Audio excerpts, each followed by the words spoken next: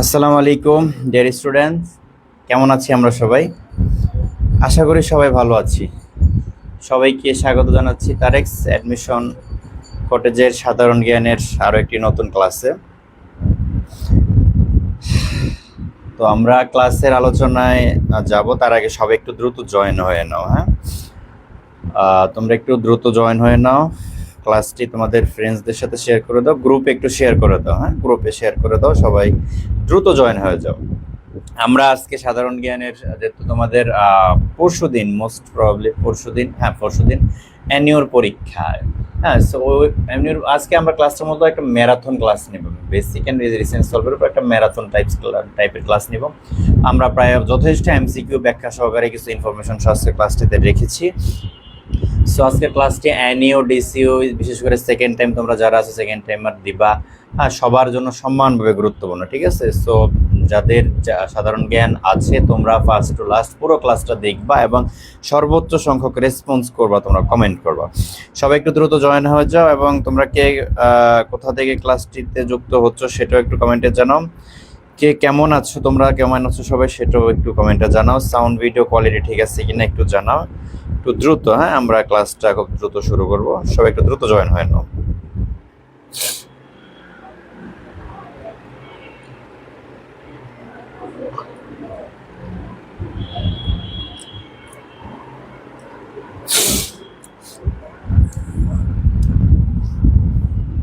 Roman Sheikh, আসসালামু আলাইকুম sir. ওয়ালাইকুম আসসালাম।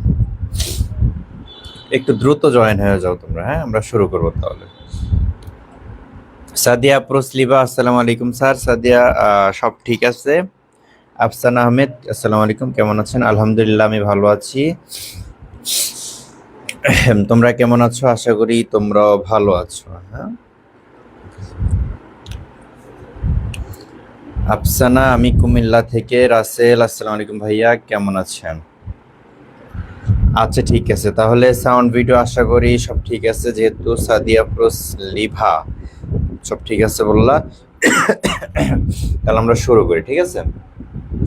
দেখো, আমাদের ফার্স্ট কোয়েশ্চেন, বাংলাদেশে হাজং নৃগোষ্ঠীর বসবাস কোথায়, বা হাজং নৃগোষ্ঠীর বাস কোথায়? হাজং, হ্যাঁ, এদের বাস কি নেত্রকোনায়, রংপুরে, সিলেটে নাকি বান্দরবনে? কোনটা হবে বলো তো? একটু দ্রুত কমেন্ট করবা, কোনটা হবে? হাজং নৃগোষ্ঠীর বাস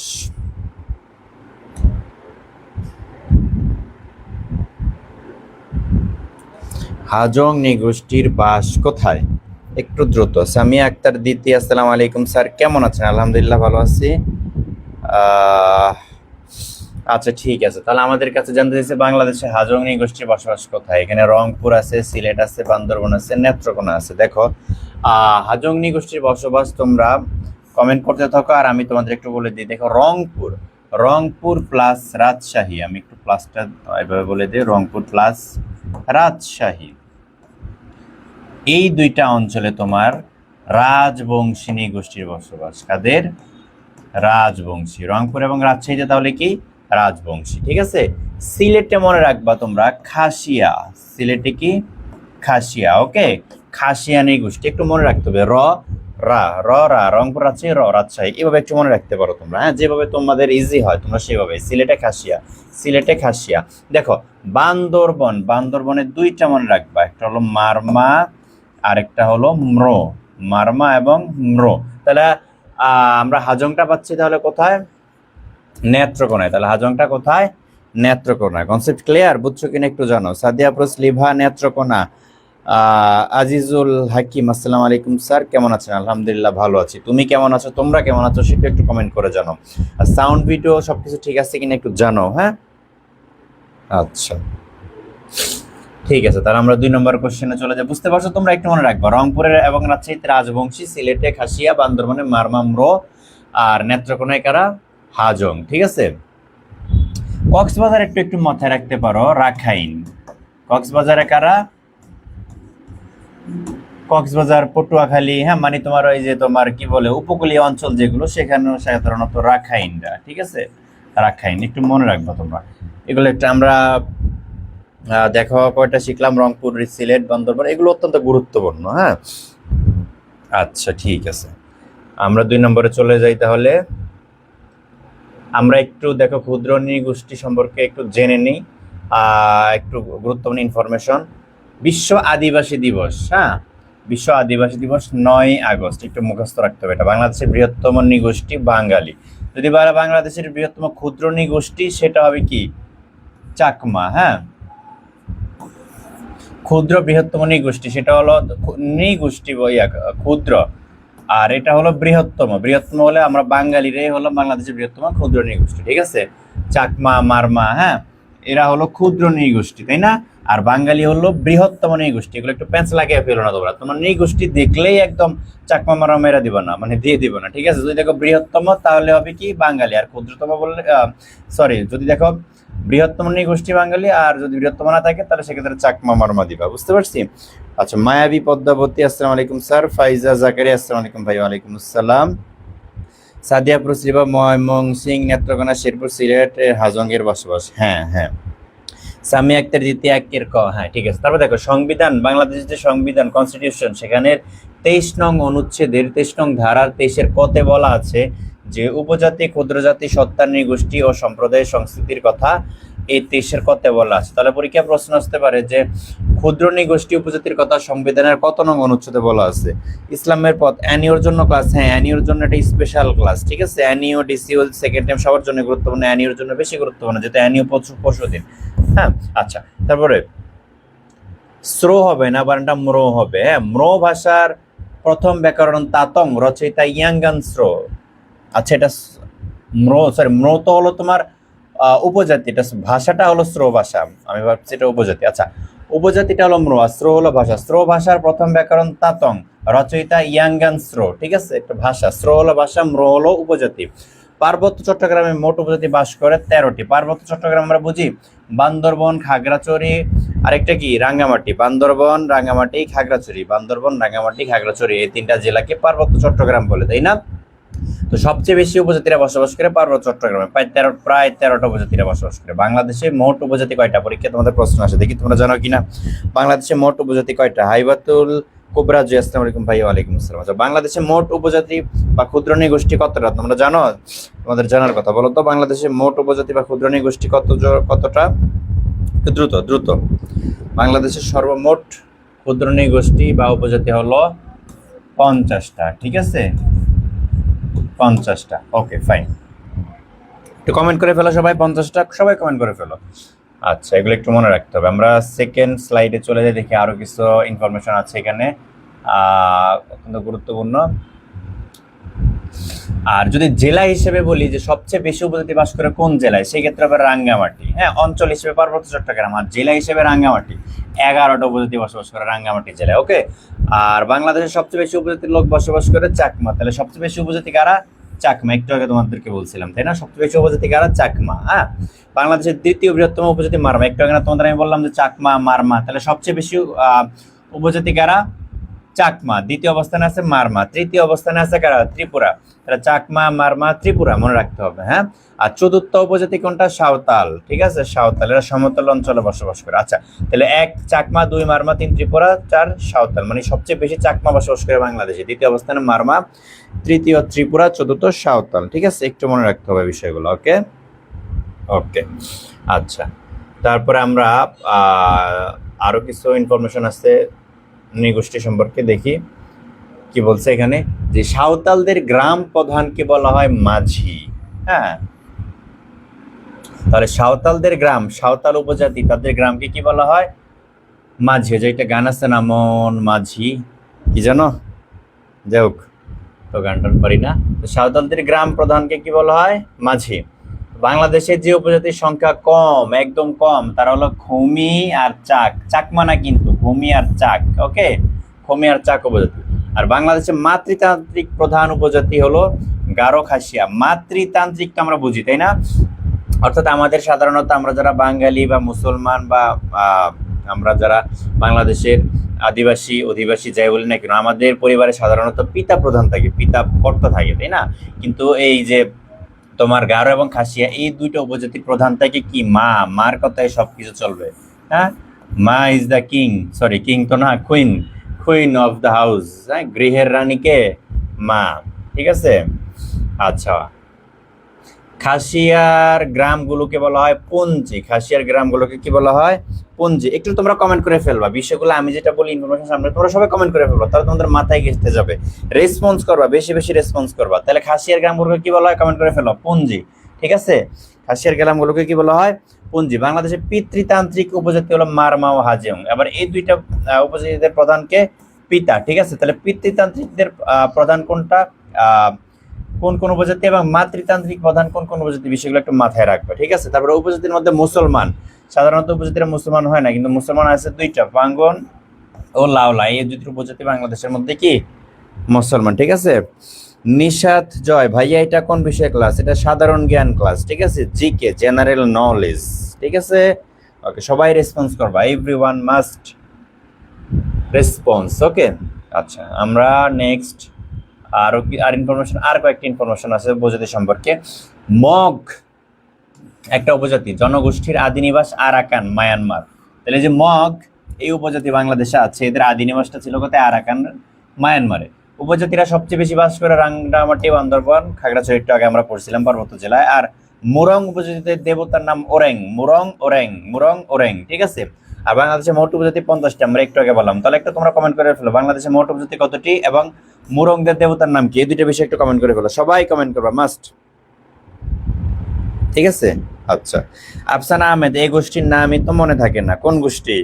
মনে থাকবে যে আমি যেগুলো পড়েছি এগুলো খুব ইজি। তো তুমি আমাদের আজকে ক্লাস শেষ হলে প্রয়োজনে আবার ক্লাসটা দেখবা। ঠিক আছে, এই অংশটা ক্লাসটা আবার দেখবা, 2-3 বার দেখলে দেখবে ইজি হয়ে গেছে। ঠিক আছে, তাহলে একটু তোমাদের কাছে যদি কোশ্চেন করে যে পিতৃতান্ত্রিক প্রধান, পিতা প্রধান কোন কোন জনগোষ্ঠীর এবং কোন কোন জনগোষ্ঠীর মাতা প্রধান বা মা প্রধান, একটু কমেন্ট করে তোমরা জানিয়ে দাও, দেখি তোমাদের মনে আছে কিনা, তোমরা ক্লাসে মনোযোগী কিনা।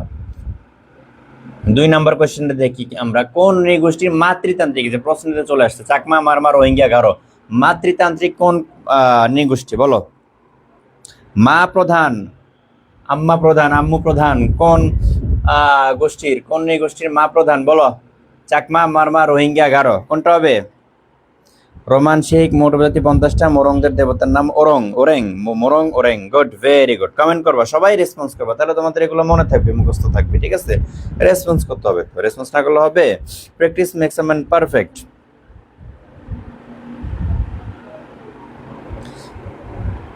সাদিয়া পুরসলি, ঘারো, গারো আর খাসিমা, খাসিনা, খাসিয়া। ঠিক আছে, গারো আর কি, খাসিয়া, খাসিনা। তাহলে মাতৃতান্ত্রিক হলো গারো ও এটা আরেকটা মনে রাখবে কি, খাসিয়া। এই দুইটার মা প্রধান মাতৃতান্ত্রিক। ঠিক আছে, গারো ও খাসিয়া। ওকে ওকে ওকে, ভেরি গুড, 2-এর ডি। আচ্ছা, তারপরে আমরা 3 নম্বর কোশ্চেনে চলে যাই। দেখো,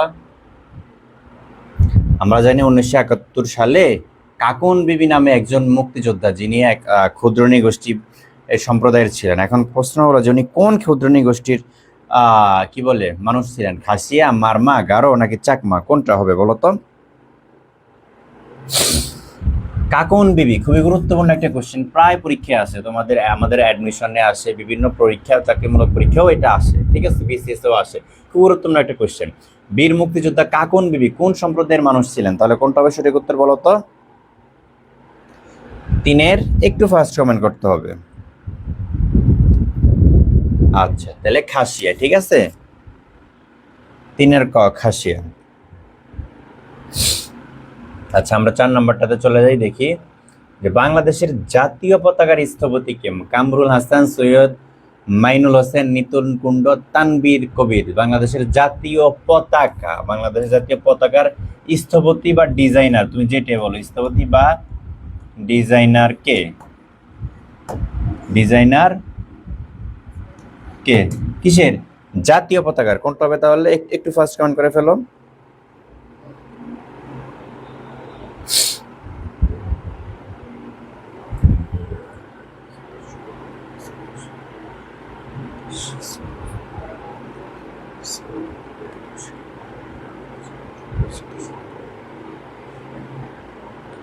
একটু ফার্স্ট, তাহলে কোনটা হবে? 4 নাম্বারটা, 4 নম্বরটা অ্যান্সার কোনটা হবে? তোমাদের তো 3-এর অ্যান্সারে স্লো হয়ে গেছে একটু, হ্যাঁ, নেটে মনে হয় সমস্যা। আচ্ছা, বাংলাদেশের জাতীয় পতাকার স্থপতি কে? আচ্ছা, আমরা একটু দেখি, এখানে 4টা নাম আছে, 4টা নামে খুবই গুরুত্বপূর্ণ। তার মধ্যে সৈয়দ মঈনুল হোসেন ইনি হলেন জাতীয় স্মৃতিসৌধের স্থপতি, যেটা বাংলাদেশের ঢাকা জেলার সাভারে অবস্থিত, জাহাঙ্গীরনগর বিশ্ববিদ্যালয়ের খুব নিকটে জাতীয় স্মৃতিসৌধ। ঠিক আছে, জাতীয় স্মৃতিসৌধ সাভারে অবস্থিত, তাই না? সাভারের নবীনগর অবস্থিত জাতীয় স্মৃতিসৌধের স্থপতিকে সৈয়দ মাইনুল হোসেন। ঠিক আছে, আবার নিতন কুণ্ড উনিও গুরুত্বপূর্ণ, উনি হলেন তোমার সাবাস বাংলাদেশ, মনে রাখবা সাবাস বাংলাদেশ একটা ভাস্কর্য বা স্থাপনা আছে, সাবাস বাংলাদেশ। আরেকটা হলো তোমার সার্ক ফোয়ারা, এই দুইটা স্থাপনার স্থপতিকে নিতন কুণ্ড। ঠিক আছে, তাহলে তানভীর কবিরটা তেমন গুরুত্বপূর্ণ না, তোমরা এটা মনে রাখবে সৈয়দ মাইনুল হোসেন, জাতীয় স্মৃতিসৌধ, নিতন কুণ্ড, সাবাস বাংলাদেশ, সার্ক ফোয়ারা। আরেকটা গুরুত্বপূর্ণ আছে কেন্দ্রীয় শহীদ মিনার। কেন্দ্রীয় শহীদ মিনার হলেন হামিদুর রহমান, আমি একটু লিখি, হামিদুর রহমান। উনি কিসের স্থপতি? কেন্দ্রীয় শহীদ মিনার। ঠিক আছে, ঢাকা বিশ্ববিদ্যালয়ের নিকটে যে বাংলাদেশের কেন্দ্রীয় শহীদ মিনার, হ্যাঁ কেন্দ্রীয় শহীদ মিনার, হ্যাঁ বইটার কাছে, ঢাকা বিশ্ববিদ্যালয়ের কাছে যে কেন্দ্রীয় শহীদ মিনার, সেটা হামিদুর রহমান। ঠিক আছে, আচ্ছা, তাহলে আমাদের জাতীয় পতাকার স্থপতি আমরা পেলাম কামরুল হাসান। জাতীয় পতাকার স্থপতি কে পাইলাম আমরা? তাহলে একটু বিষয়গুলো কমেন্ট করে ফেলো, যে জাতীয় স্মৃতিসৌধের স্থপতি কে, সাবাস বাংলাদেশ, সার্ক ফোয়ারার স্থপতি কে, কেন্দ্রীয় শহীদ মিনারের স্থপতি কে, একটু কমেন্ট করে ফেলো।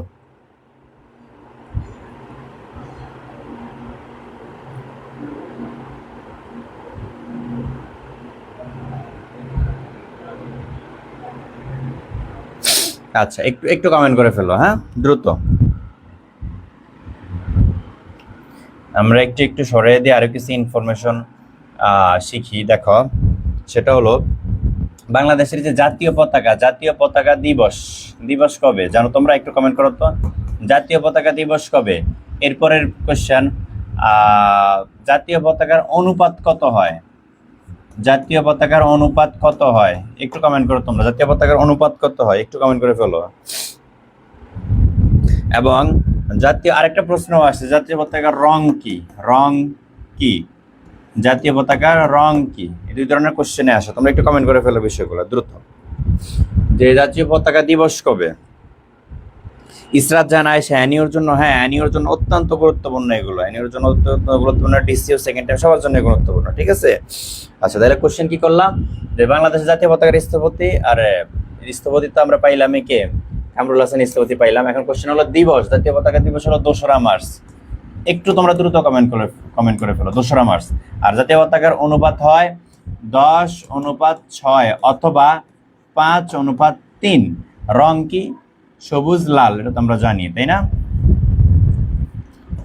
লাল সবুজ, এটা আমরা সবাই জানি, এটা আর আলাদা করে কি মুখস্থ করতে হয় না। ইসরা জানায় শ্যানির জন্য যে কিছুই পড়ি না সায়েন্স থেকে, এগুলো আজকে ক্লাসটা ফার্স্ট ক্লাসে দেখো, ইনশাল্লাহ আশা করি এখান থেকে তোমরা যথেষ্ট পরিমাণ কমন পাবা। ঠিক আছে, তাহলে আমরা বিষয়গুলো একটু কমেন্ট করে ফেলি দ্রুত, যে জাতীয় পতাকা দিবস কবে, জাতীয় পতাকার অনুপাত কত? 10:6, 5:3। এর মানেটা কি? মানেটা হলো আমরা দেখি না যে জাতীয় পতাকাটা এরকম হয়, তাই না? যে আমরা যেরকম ম্যাথের মধ্যে আয়তক্ষেত্র আঁকি অনেকটা ওইরকম না, এদিকে যদি 10 হয় এদিকে হবে 6, আবার এদিকে যদি 5 হয় এদিকে হবে 3, এরকম আর কি। ঠিক আছে, ব্যাকা হয়ে গেছে না? আচ্ছা, এরকম আর কি, হ্যাঁ।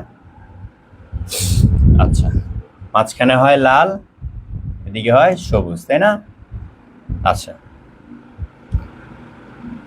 আমরা পরের কোশ্চেনে চলে যাই। ওই যে ইনফরমেশন গুলো তো এখানে আছে, আমি তোমাদের শুধু কষ্ট করে পড়াইলাম। আচ্ছা, তারপর আমরা দেখি বাংলাদেশ জাতীয় পতাকা দিবস 2রা মার্চ। জাতীয় পতাকার রং দুটি, লাল সবুজ। জাতীয় পতাকার আকার বা অনুপাত 10:6 বা 5:3। আর জাতীয় প্রতীক, বাংলাদেশের একটা প্রতীক আছে জাতীয় প্রতীক, ওইখানে তারকা আছে 4টা, একটু মনে রাখতে হবে। বাংলাদেশের জাতীয় প্রতীকে তারকা আছে, প্রশ্ন আসতে পারে যে বাংলাদেশের জাতীয় প্রতীকে তারকা আছে কয়টা? 4টা। বাংলাদেশ জাতীয় প্রতীকে তারকা আছে কয়টা? 4টা। ঠিক আছে, আচ্ছা, ওকে।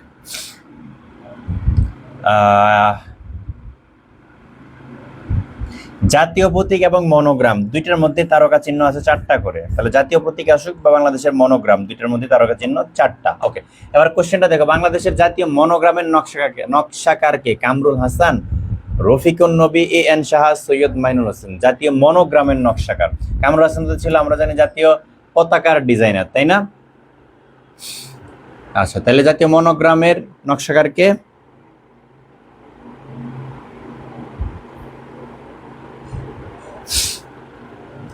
বাংলাদেশের জাতীয় মনোগ্রামের নকশাকার মনে রাখবা এ এন সাহা। আচ্ছা, কামরুল হাসান তো আমরা জানি জাতীয় পতাকার ডিজাইনার, তাই না? জাতীয় পতাকার বর্তমান, এখানে জাতীয়র আগে বর্তমান হবে, হ্যাঁ, বর্তমান জাতীয় পতাকার ডিজাইনার, ঠিক আছে, কে?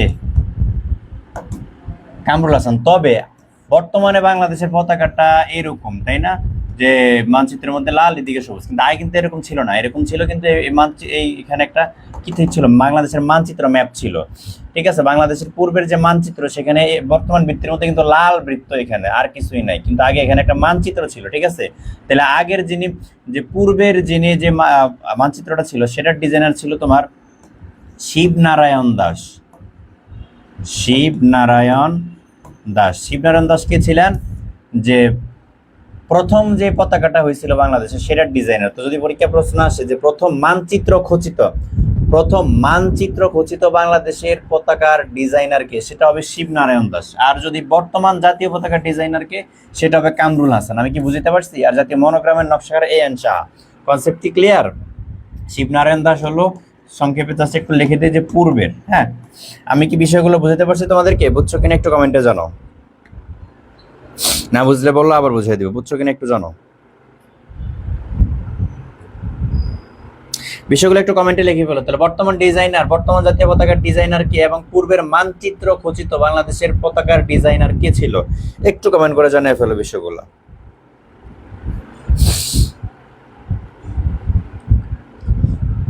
আচ্ছা, আমরা এরপরে কোশ্চেনে চলে যাই।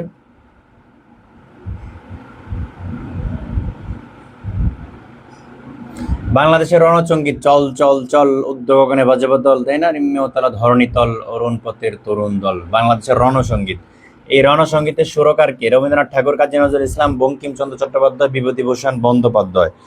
বলো কোনটা হবে?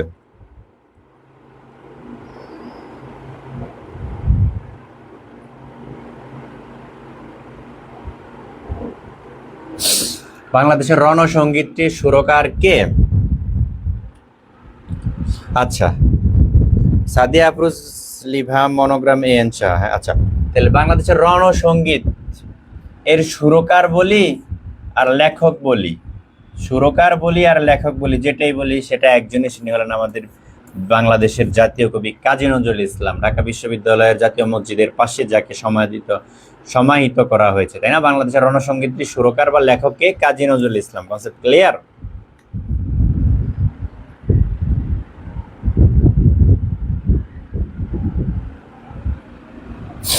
আচ্ছা, তাহলে 6-এর বি। সবাই কমেন্ট করবা, তোমরা যারা ক্লাসে যুক্ত আছো একদম সবাই রেসপন্স করবা। সবাই রেসপন্স করতেছো না তো, কেউ শুধু দেখতেছো, কেউ ক্লাস ওপেন রেখে অন্যদিকে মনোযোগ, এরকম হলে হবে না। সবাই ক্লাসে ফুল কনসেন্ট্রেশন দিতে হবে এবং সবাইকে রেসপন্স করতে হবে। রোকসানা 6-এর বি, মোসাম্মদ উম্মে হাফসা রোমা 6-এর খ, রিয়া সরকার 6-এর খ, ফাহাদ 6-এর খ, আফসানা 6-এর খ।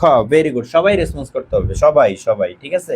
আচ্ছা, তাহলে আমরা পাইলাম রণসঙ্গীত, সুরকার লেখক দুইটাই কাজী নজরুল ইসলাম, তাই না। এবার দেখো বাংলাদেশের সামরিক সঙ্গীত। বাংলাদেশের সামরিক সঙ্গীতের রচয়িতাকে? বাংলাদেশের সামরিক সঙ্গীত, আচ্ছা, একটা কথা মনে রাখবা যে সামরিক সঙ্গীত এবং ওই যে রণসঙ্গীত দুইটা একই জিনিস। সামরিক বাংলাদেশের যেটা চল চল চল, উদ্যোগনা বাজে বদল, এটাই বাংলাদেশের কি সামরিক সঙ্গীত, এটাই সামরিক সঙ্গীত। যেটা রণসঙ্গীত সেটাই সামরিক সঙ্গীত। তাহলে সামরিক সঙ্গীতের রচয়িতাকে? কাজী নজরুল ইসলাম, তাই না। আচ্ছা দেখো, এই যে রণসঙ্গীত বা সামরিক সঙ্গীত যাই বলি, এই সঙ্গীতটা কাজী নজরুল ইসলামের সন্ধ্যা নামক কাব্যগ্রন্থ থেকে নেওয়া হয়েছে। সন্ধ্যা নামক কাব্যগ্রন্থ মানে এটার মধ্যে অনেকগুলো কাব্য আছে। কাব্য মিন্স কবিতা, তাই না। এটা একটা কাব্যগ্রন্থ, সন্ধ্যা হলো কাব্যগ্রন্থ। এই কাব্যগ্রন্থের মধ্যে অনেকগুলো কাব্য বা কবিতা আছে। সেখানে অন্যতম একটা কাব্য হলো এই রণসঙ্গীত বা সামরিক সঙ্গীতটি, যেটা কাজী নজরুল ইসলামের অত্যন্ত জনপ্রিয় একটি কবিতা, তাই না? আরেকটা আছে না, ধুলিতেছে তরি, কি যেন, ধুলিতেছে তরি ফুলিতেছে জল, ভুলিতেছে মাঝি পথ, ছিড়িয়াছে পালকি ধরি বেহাল, আছে কার হিম্মত। ধুলিতেছে তরি ফুলিতেছে জল, ভুলিতেছে মাঝি পথ। আচ্ছা, ধুলিতেছে তরি ফুলিতেছে জল, ভুলিতেছে মাঝি পথ, ছিড়িয়াছে পালকি ধরি বেহাল, আছে কার হিম্মত। কে আছো জওয়ান, হও আগুয়ান, হাকিছে ভবিষ্যৎ, এ তুফান ভারী দিতে হবে পারে, নিতে হবে তরি পার, তাই না? দুর্গম গিরি কান্তার মোর, দুস্তর পারাপার হে, লঙ্গিতে হবে রাত্রি নিশীতে, যাত্রীরা হুঁশিয়ার।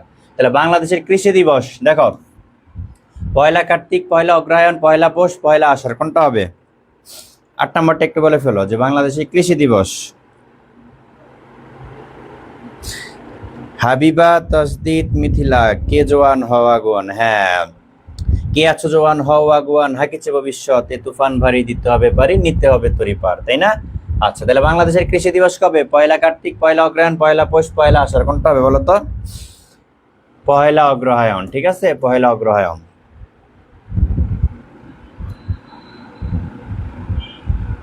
সংবিধান দিবস, বাংলাদেশের সংবিধান দিবস তারিখে না কত তারিখে? বাংলাদেশের সংবিধান দিবস কত তারিখ? 16 ডিসেম্বর, 23 অক্টোবর, 7 মার্চ, 4 নভেম্বর। বাংলাদেশের সংবিধান দিবস কত তারিখে? তাহলে কোনটা হবে 9 নম্বরটা?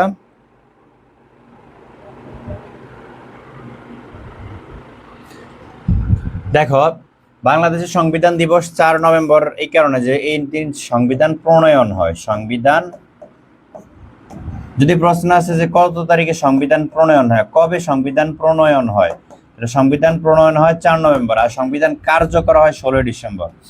সংবিধান কার্যকর হয় 16 ডিসেম্বর 1972, ঠিক আছে, এটাও 1972।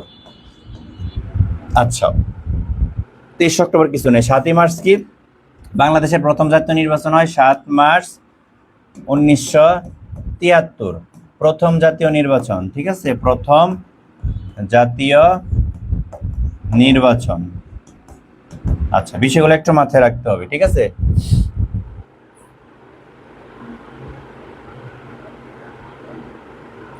আচ্ছা, এরপরে আমরা 10 নম্বরে চলে যাই। ফেব্রুয়ারি প্রথম শহীদ দিবস পালিত হয় কত সালে? ফেব্রুয়ারি প্রথম শহীদ দিবস পালিত হয় কত সালে? 1952, 1953, 1954, 1955। প্রথম শহীদ দিবস পালিত হয় কত সালে বলতে পারবো তোমরা?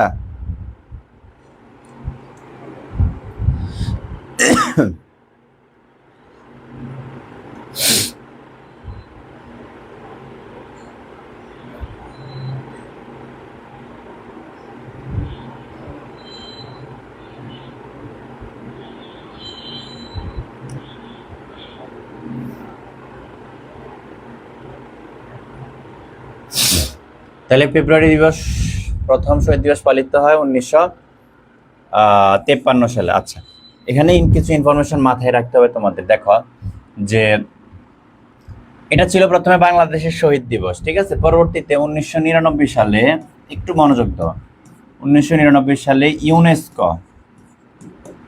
ইউনেস্কো এটাকে আন্তর্জাতিক মাতৃভাষা দিবস হিসেবে স্বীকৃতি দান করে। 1999 সালে ইউনেস্কো আন্তর্জাতিক মাতৃভাষা দিবস, ইন্টারন্যাশনাল মাদার ল্যাঙ্গুয়েজ ডে, আমি সংক্ষেপে লিখি, ইন্টারন্যাশনাল মাদার ল্যাঙ্গুয়েজ ডে হিসেবে স্বীকৃতি দেয়। এবং সর্বপ্রথম 2000 সালে 21শে ফেব্রুয়ারি 2000 সালে এটা সর্বপ্রথম আন্তর্জাতিক মাতৃভাষা দিবস হিসেবে পালিত হয়।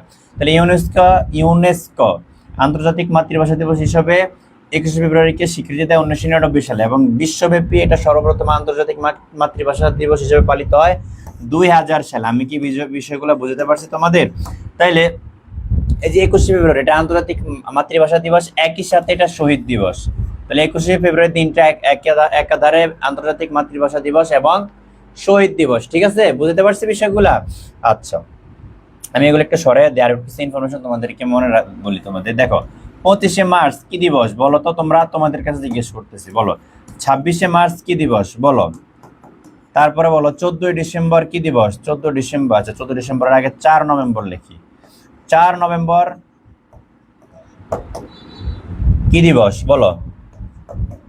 তারপরে 14ই ডিসেম্বর কি দিবস? সব বাংলাদেশের জাতীয় দিবসের কথা বলতেছি, বলো। এরপরে 16ই ডিসেম্বর কি দিবস? এই যে মাঝে মাঝে যখন এই দিবসগুলো আসে, 25শে ফেব্রুয়ারি, 26শে মার্চ আছে, 16ই ডিসেম্বর আসে, দেখি আমরা ফেসবুকে দেখি যে অনেকের ইন্টারভিউ, রাস্তাঘাটে যারা ঘুরতে বের হয় না, এদের ইন্টারভিউ নেওয়া হয়। তো এদেরকে জিজ্ঞেস করা হয় যে বাংলাদেশের স্বাধীনতা দিবস কবে? এরা বলে 14ই ফেব্রুয়ারি, কেউ 21শে ফেব্রুয়ারি। হ্যাঁ, আবার জিজ্ঞেস করা হয় যে বিজয় দিবস কবে, গণহত্যা দিবস কবে? মানে বিজয় দিবসটা বানিয়ে ফেলে গণহত্যা দিবস, গণহত্যা দিবসটা বানিয়ে ফেলে তোমার স্বাধীনতা দিবস। সব একদম কি বলে মিক্স করে ফেলে। ঠিক আছে, তোমরা বলো কোনটা কোন দিবস? বলো বলো বলো, দ্রুত দ্রুত বলতে পারবা? রিয়া, 1953 সালে প্রথম শহীদ মিনার দিবস। শহীদ মিনার দিবস বলতে শহীদ দিবস। রিয়া, শহীদ মিনার দিবস না, শহীদ দিবস। 1953 সালে প্রথম শহীদ দিবস পালিত হয়। 1999 সালে ইউনুস, আরে শুধু ইউনুস বলে ফেলি, ইউনেস্কো প্রথম স্বীকৃতি দেয় এবং 2000 সালে 21শে ফেব্রুয়ারি প্রথম বিশ্বব্যাপী কি হয়? আন্তর্জাতিক মাতৃভাষা দিবস হিসেবে পালিত হয়। আচ্ছা, তাহলে 26শে মার্চ স্বাধীনতা দিবস। রোমান শেখ বলতেছ যে 25শে মার্চ গণহত্যা দিবস, 14ই ডিসেম্বর বুদ্ধিজীবী হত্যা দিবস, 16ই ডিসেম্বর স্বাধীনতা দিবস। রোমান 16ই ডিসেম্বর স্বাধীনতা দিবস না, স্বাধীনতা দিবস 26শে মার্চ। 26শে মার্চ স্বাধীনতা দিবস। ঠিক আছে, স্বাধীনতা দিবস 26শে মার্চ। আর তোমার বিজয় দিবস হলো 16ই ডিসেম্বর। 16ই ডিসেম্বর কি? বিজয় দিবস। 16ই ডিসেম্বর কি? বিজয় দিবস। ঠিক আছে, 4 নভেম্বর আমরা সংবিধান দিবস বলতে পারি, সংবিধান প্রণয়ন হয়, সংবিধান দিবস। ঠিক আছে। আচ্ছা, আরেকটা কি? 14ই ডিসেম্বর হলো বুদ্ধিজীবী হত্যা দিবস।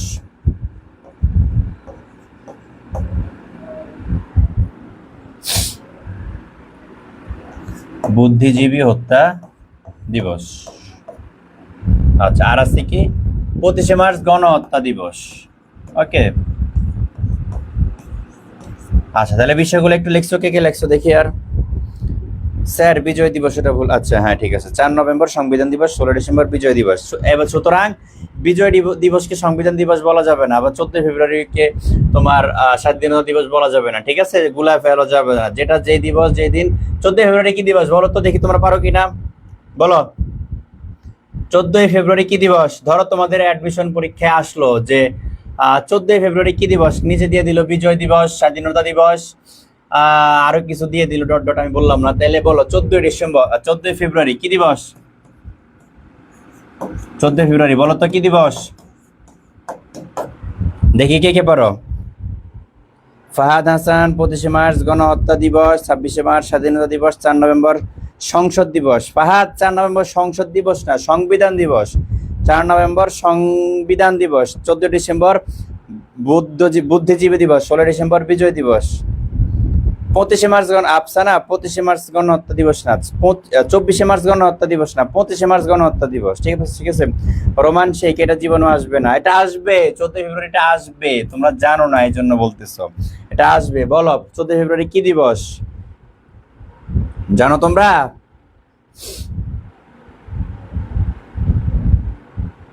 এই যে আমি একজন উত্তর পাইলাম, Sadia Afrozliba. Good, very good. 14ই ফেব্রুয়ারি বাংলাদেশে সুন্দরবন আছে না, তাহলে 14ই ফেব্রুয়ারি হলো সুন্দরবন দিবস। ঠিক আছে, এটা পরীক্ষা আসলেও আসতে পারে, অনেক পরীক্ষা আসতে। তো 14ই ফেব্রুয়ারি কি দিবস? সুন্দরবন দিবস। ওকে, উম্মে আফসা রোমা, বন দিবস। বন দিবস না, সুন্দরবন বলবো। ঠিক আছে, 14ই ফেব্রুয়ারি সুন্দরবন দিবস। ওকে ওকে।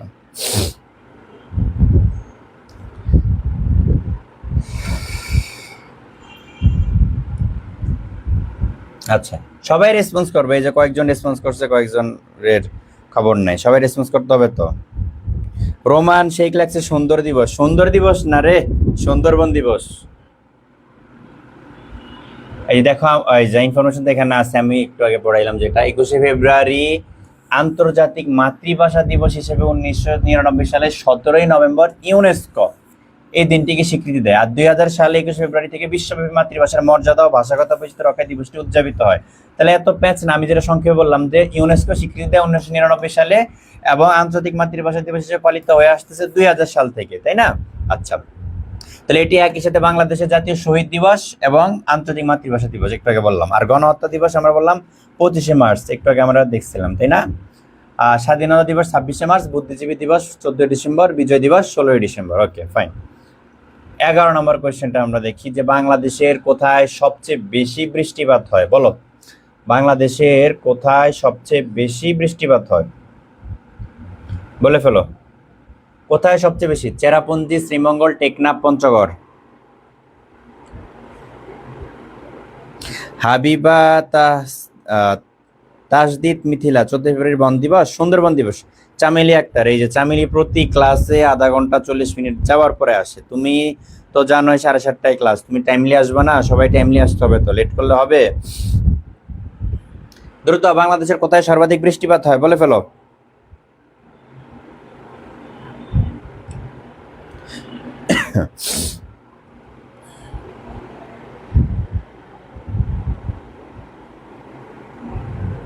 বাংলাদেশের কোথায় সর্বাধিক বৃষ্টিপাত হয় আর সর্বনিম্ন বৃষ্টিপাত হয়? সর্বনিম্ন বৃষ্টিপাত কোথায় হয় সেটাও একটু বলে ফেলো।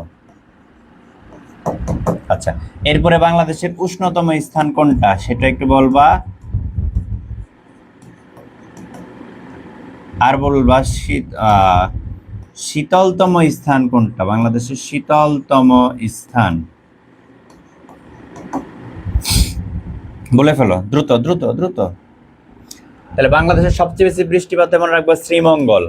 কোথায়? শ্রীমঙ্গল। শ্রীমঙ্গল অর্থাৎ এটা হলো সিলেট। ওকে, সিলেট, ফাইন আঁকা। আচ্ছা, সর্বনিম্ন বৃষ্টিপাত হয় নাটোরে। কোথায়? নাটোরে। আচ্ছা, এবার দেখো উষ্ণতম স্থান হলো লালপুর, যেটা অবস্থিত নাটোরে। নাটোরের লালপুর হলো উষ্ণতম স্থান। যেখানে বৃষ্টি কম হবে সেখানে গরম বেশি হবে, স্বাভাবিক। আবার যেখানে বৃষ্টি বেশি সেখানে গরম কম।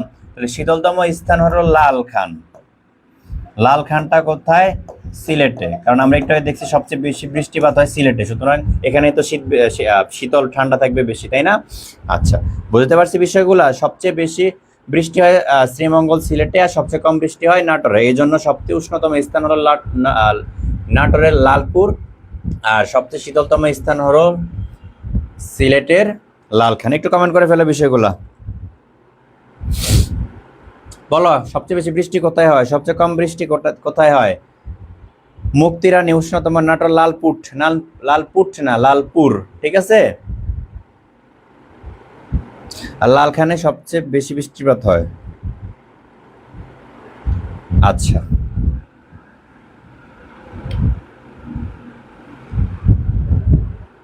আচ্ছা, তোমাদের যদি আমি আরেকটা কোশ্চেন পরে মাথায় চলে আসছে, যেহেতু মাথায় আসছে তোমাদের আমি জিজ্ঞেস করেই ফেলি। বলো, উষ্ণ পানির ঝর্ণা কোথায়? বাংলাদেশে উষ্ণ পানির ঝর্ণা, গরম পানির ঝর্ণা, উষ্ণ পানির ঝর্ণা কোথায়?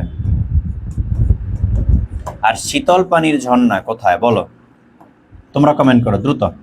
শীতল পানির ঝর্ণা, উষ্ণ পানির ঝর্ণা কোথায় এবং শীতল পানির ঝর্ণা কোথায়? বলো তো কি হবে?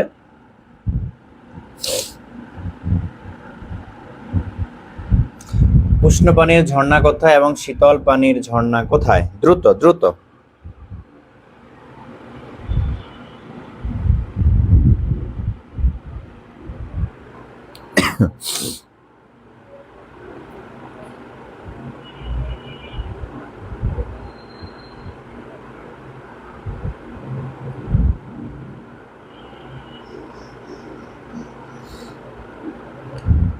রাসেল ভাইয়া, শীতলতম স্থান তো পঞ্চগড় না, শীতলতম স্থান পঞ্চগড় না, শীতলতম স্থান হবে সিলেটের লালখান, ঠিক আছে? পঞ্চগড় না, তুমি বইতে দেখবা, ঠিক আছে? উইকিপিডিয়াতে সার্চ দিয়ে দেখবা, ঠিক আছে? শীত পঞ্চগড়ে বেশি, সেটা শীতকালে শীত পঞ্চগড়ে বেশি। শীত ওই হিসেবে শীতলতম স্থান হয় না। শীতলতম স্থানটা হয় মূলত সারা বছরের প্রেক্ষিতে যে বৃষ্টিটা কোথায় সবচেয়ে বেশি হয়। সবচেয়ে বেশি বৃষ্টিপাত হয় সিলেটের লালখানে, আর সবচেয়ে কম বৃষ্টিপাত হয় নাটোরের লালপুরে, ঠিক আছে? আচ্ছা, বলো, উষ্ণ পানির ঝর্ণা কোথায় আর শীতল পানির ঝর্ণা কোথায়? মনে রাখবা উষ্ণ পানির ঝর্ণা হলো সীতাকুণ্ড। সীতাকুণ্ড যেটা হলো চট্টগ্রামে অবস্থিত, ঠিক আছে। আর শীতল পানির ঝর্ণা হলো কোথায় বলতো? হিমছড়ি। হিমছড়িটা কোথায়? কক্সবাজার। ওকে ওকে ফাইন।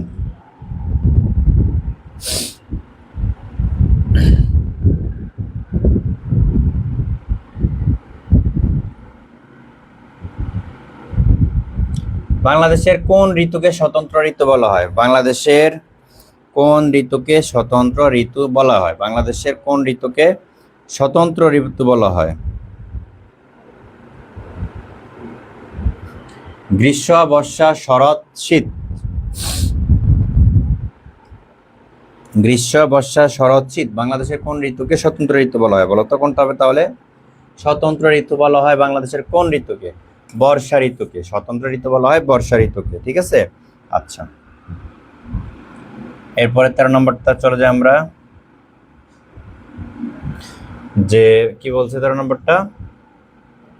ভূতাত্ত্বিকভাবে বাংলাদেশের সবচেয়ে পুরাতন ভূমিরূপ কোনটি? সবচেয়ে পুরাতন ভূমিরূপ কোনটি? টারশিয়ারি যুগের পাহাড়, প্লাইস্টোসিন যুগ, কোয়াটারনারি যুগ, সাম্প্রতিককালে। ভূতাত্ত্বিকভাবে বাংলাদেশের সবচেয়ে পুরাতন ভূমিরূপ কোনটা? দেখো, সবচেয়ে পুরাতন ভূমিরূপ হলো টারশিয়ারি, দ্বিতীয় হলো প্লাইস্টোসিন যুগ, তৃতীয় হলো সাম্প্রতিককাল। মানে সবচেয়ে আগে হয়েছে টারশিয়ারি যুগ। টারশিয়ারি যুগ কোনগুলো তোমরা জানো তো? চট্টগ্রাম এবং সিলেটের পাহাড়ি অঞ্চল হলো টারশিয়ারি যুগ। প্লাইস্টোসিন যুগ হলো গাজীপুরের ভাওয়াল, টাঙ্গাইলের মধুপুর, কুমিল্লার লালমাই, রাজশাহীর বরেন্দ্র, এগুলো হলো প্লাইস্টোসিন যুগ। এই ছাড়া এই টারশিয়ারি যুগের যেগুলো বললাম, যে চট্টগ্রামের পাহাড়ি অঞ্চল, সিলেটের পাহাড়ি অঞ্চল, আর প্লাইস্টোসিন যুগের যেগুলো বললাম, এই দুইটা ছাড়া বাকি যত অঞ্চল বাংলাদেশের সব হলো সাম্প্রতিককালের। এগুলো নিয়ে আমরা বিস্তারিত ক্লাসে আগে আলোচনা করেছি, আমাদের লেকচারে আগে আলোচনা করেছি। পরে আমরা যখন ডিটেইলসে টপিক ভিত্তিক পড়াবো সেখানে আমরা আলোচনা করব, ঠিক আছে। তাহলে এখন তোমরা যদি মনে রাখা, ভূতাত্ত্বিক বাংলাদেশের সবচেয়ে পুরাতন হলো টারশিয়ারি, তারপরে প্লাইস্টোসিন, 3 নম্বর হলো সাম্প্রতিককাল। ওকে আচ্ছা, সবাই 14 বলতেছে অ্যান্সার। 14 তো এখন জিজ্ঞাসা করলাম না, 14 এ বলতেছে। 14 কি জিজ্ঞেস করছে? এটা কি 14 ছিল? এটা 13 ছিল, 13 ছিল। 14 তো এখন জিজ্ঞেস করব, এখন পড়াবো। নুরাইয়া ইসলাম জ্যোতি, এতক্ষণ পরে আসলে হবে? সবাই রেসপন্স করবা, যতজন এখন ক্লাসটিতে যুক্ত আছে সবাই রেসপন্স করবা, সবাই কমেন্ট করবা। ওকে আচ্ছা, দেখো, বাংলাদেশের সর্বোচ্চ পর্বত শৃঙ্গের নাম কি? লালমাই, বাটালি, কেওক্রাডং, বিজয়। সর্বোচ্চ পর্বত শৃঙ্গের নাম কি? পর্বত শৃঙ্গ বলছে, পাহাড় বলে নাই। পাহাড় আর পর্বতের মধ্যে পার্থক্য আছে, আমরা পরে এমসিকিউতে গেলে পাবো। তাহলে বাংলাদেশের সর্বোচ্চ পর্বত শৃঙ্গের নাম কি? বাংলাদেশের সবচেয়ে পর্বত শৃঙ্গ লালমাই, বাটালি, কেওক্রাডং, বিজয়। সবচেয়ে বড় পর্বত শৃঙ্গ বলো কোনটা? বিজয়, যেটার মূল নাম হলো তাজিং ডং। তাহলে তোমার পরীক্ষায় এইটা প্রশ্ন আসতে পারে, তাজিং ডং এর অপর নাম কি? বিজয়। বিজয়ের অপর নাম কি? তাজিং ডং। তাহলে সবচেয়ে বড় পর্বত শৃঙ্গ বিজয় বা তাজিং ডং, এটা মনে রাখবা। আর যদি প্রশ্ন আসে সবচেয়ে বড় পাহাড় কি? বাংলাদেশের সবচেয়ে বড় পাহাড়, বাংলাদেশের সবচেয়ে বড় উঁচু পাহাড়ের নাম কি? লুসাই, গারো, কেওক্রাডং, জয়ন্তিকা। বলো বাংলাদেশের সবচেয়ে উঁচু পাহাড়ের নাম কি? তখন কি অ্যান্সার করবা বলো তো? বাংলাদেশের সবচেয়ে উঁচু পাহাড়ের নাম হলো একটা আছে এখানে, যেটা অবস্থিত ময়মনসিংহে, সেটা হলো গারো। গারো পাহাড়টা কোথায়? ময়মনসিং। ওকে, গারো পাহাড় কোথায়? ময়মনসিং। তাহলে সবচেয়ে উঁচু পাহাড় হলো ময়মনসিং। ওকে ওকে, এরপরে চলে যাই আমরা 16 নম্বরে, যে চন্দ্রনাথের পাহাড়, এটা তো একটু আগে আমরা পড়লাম। চন্দ্রনাথের পাহাড় কোথায়? সীতাকুণ্ড, খাগড়াছড়ি, টেকনাফ, তেতুলিয়া, মৌলভীবাজার, বাংলা। আচ্ছা, বেশি বলতেছি। চন্দ্রনাথের পাহাড় কোনটি? সীতাকুণ্ড, খাগড়াছড়ি, টেকনাফ, মৌলভীবাজার। বলো কোনটা হবে? চন্দ্রনাথের পাহাড় কোনটি? আমরা একটু ফাস্ট যেতে হবে, আমাদের অনেকগুলো এমসিকিউ তো, একটু ফাস্ট আমাদের যেতে হবে, বেশি লেন্দি করা যাবে না, তোমরাও বোরিং হয়ে যাবা। তাহলে চন্দ্রনাথের পাহাড় কোথায় অবস্থিত? একটু ফাস্ট রেসপন্স করবা, সবাই রেসপন্স করবা। চন্দ্রনাথের পাহাড় কোথায়? সীতাকুণ্ডে। চন্দ্রনাথের পাহাড় কোথায়? সীতাকুণ্ডে। ওকে, 16 ক সবাই রেসপন্স করো সবাই। 17 নম্বরে চলে যাই আমরা, যে জয়ন্তিকা পাহাড় কোথায় অবস্থিত? ময়মনসিংহ, সিলেট, রাঙ্গামাটি, বান্দরবান। জয়ন্তিকা পাহাড় কোথায় অবস্থিত? বলো জয়ন্তিকা পাহাড় কোথায় অবস্থিত? একটু ফাস্ট। ময়মনসিংহ, সিলেট, রাঙ্গামাটি নাকি বান্দরবান? জয়ন্তিকা পাহাড় কোথায় অবস্থিত?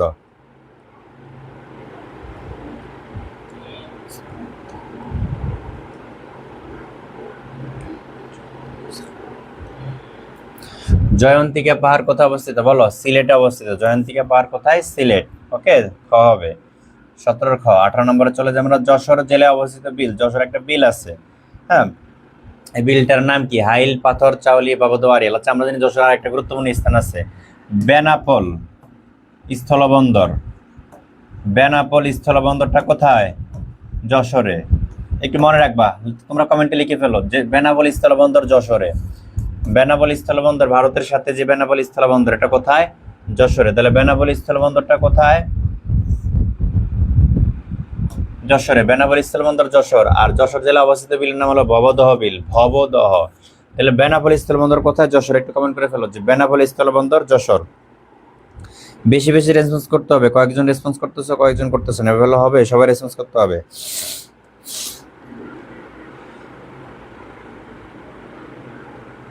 তাহলে যশোর জেলা অবস্থিত বিলের নাম কি? ভবদহ। বেনাপোল স্থলবন্দরটা কোথায়? যশোরে। ঠিক আছে, আচ্ছা আমরা নেক্সট কোশ্চেনে চলে যাই। বাংলাদেশের নিম্নলিখিত জেলাসমূহের মধ্যে কোন জেলায় নিচু ভূমির পরিমাণ সবচেয়ে বেশি? নিচু ভূমি কোন জেলায় বেশি? হবিগঞ্জে, গোপালগঞ্জে, কিশোরগঞ্জে, মুন্সিগঞ্জে। নিচু ভূমি। আর যদি প্রশ্ন আসে পরীক্ষা উচ্চ ভূমি কোন জেলায় বেশি? উচ্চ ভূমি, তাহলে কি বলবা?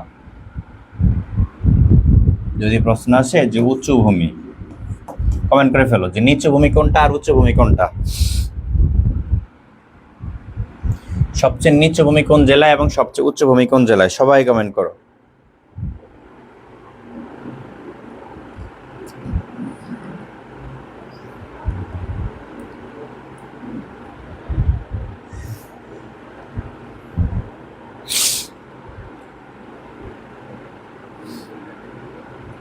আচ্ছা দেখো, সবচেয়ে নিচু ভূমি হলো কিশোরগঞ্জে। ওকে, আর যদি আসে সবচেয়ে উচ্চ ভূমি, সেটা হবে দিনাজপুর।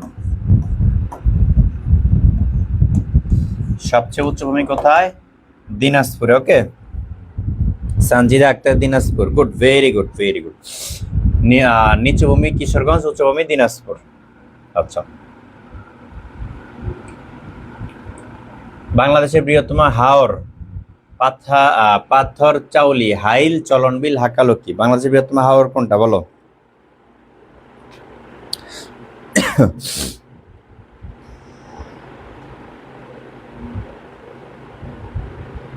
বাংলাদেশের বৃহত্তম হাওর কোনটা? একটু ফাস্ট। বাংলাদেশের বৃহত্তম হাওর হলো হাকালুকি হাওর। ঠিক আছে, 20-এর ঘ, 20-এর ঘ। 21 নম্বরটা দেখি আমরা, যে হালদা ভ্যালি কোথায় অবস্থিত? রাঙ্গামাটি, খাগড়াছড়ি, বান্দরবান, সন্দ্বীপ। হালদা ভ্যালি কোথায় অবস্থিত? চামেলি আক্তার, দিনাজপুর। হ্যাঁ, উচ্চভূমি দিনাজপুর। হালদা ভ্যালিটা কোথায়? হালদা ভ্যালিটা হলো খাগড়াছড়ি। ওকে, খাগড়াছড়ি। পার্বত্য চট্টগ্রামের খাগড়াছড়ি জেলা। দেখো, মাধবকুণ্ড জলপ্রপাত, এটাও গুরুত্বপূর্ণ। মাধবকুণ্ড জলপ্রপাত কোথায়? সিলেট, হবিগঞ্জ, চট্টগ্রাম নাকি মৌলভীবাজার? বলো, মাধবকুণ্ড জলপ্রপাত কোথায়? একটু ফাস্ট। আচ্ছা, মাধবকুণ্ড জলপ্রপাতটা কোথায়? সিলেট, হবিগঞ্জ, চট্টগ্রাম নাকি মৌলভীবাজার? কোথায়? একটু ফাস্ট কমেন্ট করে ফেলো।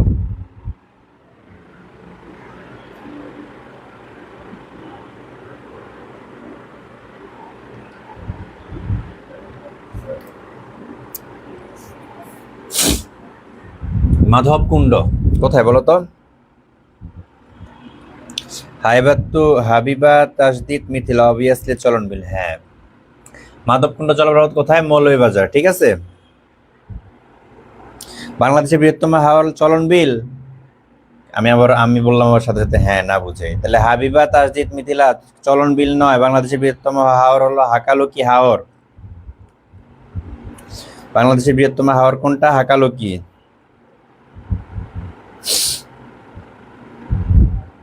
আচ্ছা, তাহলে মাধবকুণ্ড জলপ্রপাত কোথায়? মৌলভীবাজার। মতে মাধব, মতে মৌলভীবাজার, এভাবে একটু মনে রাখতে পারো।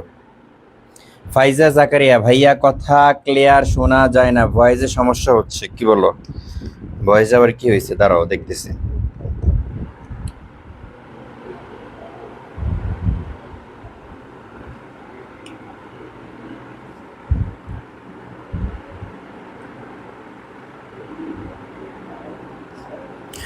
এখন ভয়েস ক্লিয়ার আছে? একটু জানো তো ভয়েস।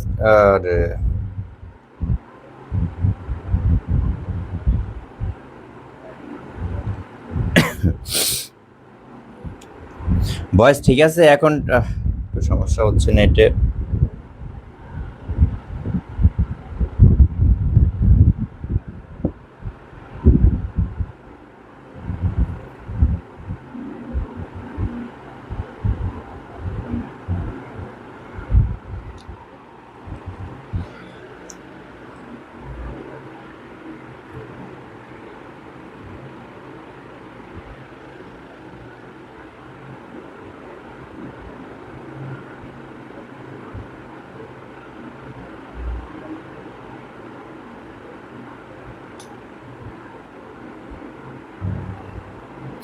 এখন ঠিক আছে? দেখো তো ভয়েস ক্যামেরা সব ঠিক আছে কিনা। ঠিক আছে, জানো তো স্যার ভয়েস শুরু থেকেই ঠিক আছে, ভয়েস ক্যামেরা সব ঠিক আছে। তাহলে ঠিক ছিল না কোন জায়গায় বললা যে তোমরা?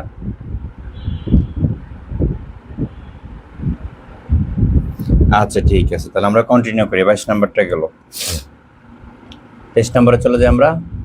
বগা। বগা লেক নামে পরিচিত লেকটি বাংলাদেশের কোন জেলায় বলো? বগা লেক নামে পরিচিত লেক, বগা লেক কোথায় বলো তো? বগা লেক,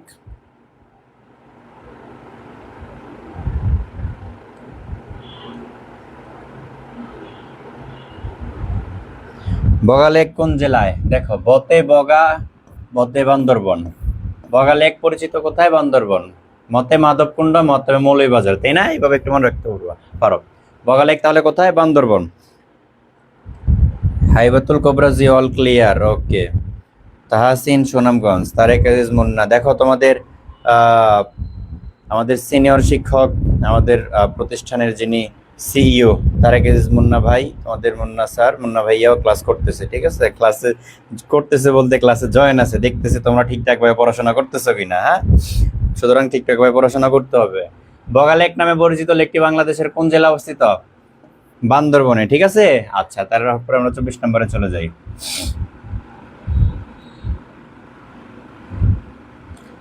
বাংলাদেশের একমাত্র প্রবাল দ্বীপ, প্রবাল দ্বীপ কোথায়? Saint Martin, Maheshkhali, Hatiya, Sandwip. বাংলাদেশের একমাত্র প্রবাল দ্বীপের নাম কি বলতো?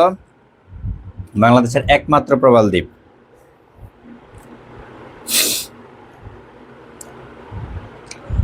দেখো আমরা একটু অন্য বলে জানি, মহেশখালী বাংলাদেশের একমাত্র পাহাড়ি দ্বীপ, একমাত্র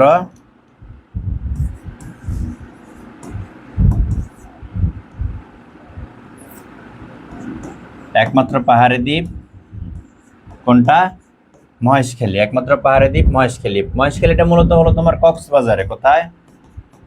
কক্সবাজারে। ঠিক আছে, কক্সবাজারে মহেশখালী দ্বীপটা। আচ্ছা, এরপরে দেখো হাতিয়া। হাতিয়াও একটা দ্বীপ, এটা হলো তোমার একটা দ্বীপ উপজেলা, এটা হলো নোয়াখালীতে। হাতিয়া কোথায়? নোয়াখালী দ্বীপ উপজেলা। ওকে, এটা হাতিয়া একটা উপজেলা। ওই যে হান্নান মাসুদ, তাই না? এনসিপি থেকে হান্নান মাসুদ সংসদ সদস্য হয়েছে হাতিয়া থেকে, হাতিয়া উপজেলা, হাতিয়া আসন। হ্যাঁ, এটা একটা এমপি আসন, সংসদীয় আসন। এই আসনের সাংসদ হান্নান মাসুদ, এনসিপি। ঠিক আছে, তাহলে যাই হোক, তাহলে এটা একটা দ্বীপ উপজেলা, নোয়াখালীর দ্বীপ উপজেলা, নোয়াখালীতে অবস্থিত। আর সন্দ্বীপটা হলো চট্টগ্রামে। সন্দ্বীপটা কোথায়? চট্টগ্রামে অবস্থিত সন্দ্বীপ। ওকে, তাহলে আর থাকে কোনটা? বাংলাদেশের একমাত্র প্রবাল দ্বীপের নাম সেন্ট মার্টিন, তাই না? এদিকে আইসা তোমার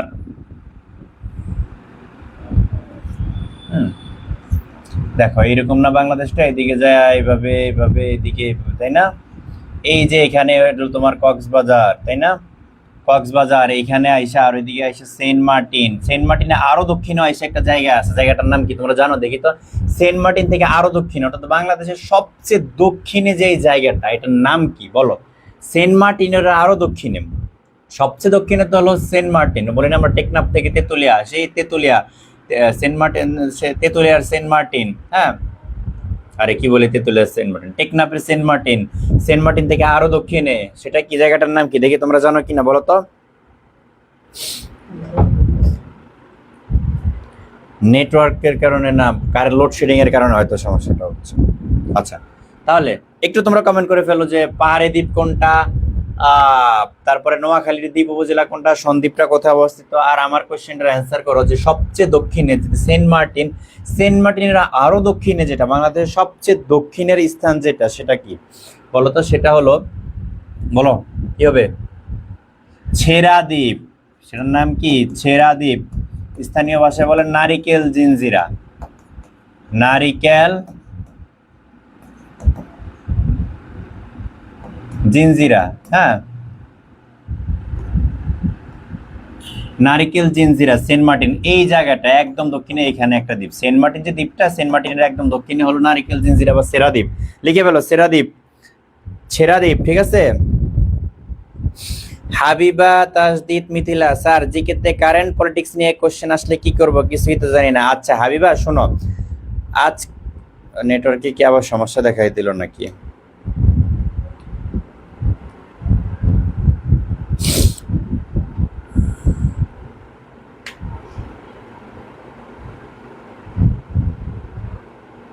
আচ্ছা নেটওয়ার্ক ঠিক আছে মনে হয় না, নেটওয়ার্ক ঠিক আছে না? আচ্ছা, তাহলে একদম দক্ষিণে কোনটা? ছেড়া দ্বীপ, যেটার অপর নাম নারিকেল জিঞ্জিরা। তো এখন আমি যেটা বলতেছিলাম, নেটওয়ার্ক ইস্যু।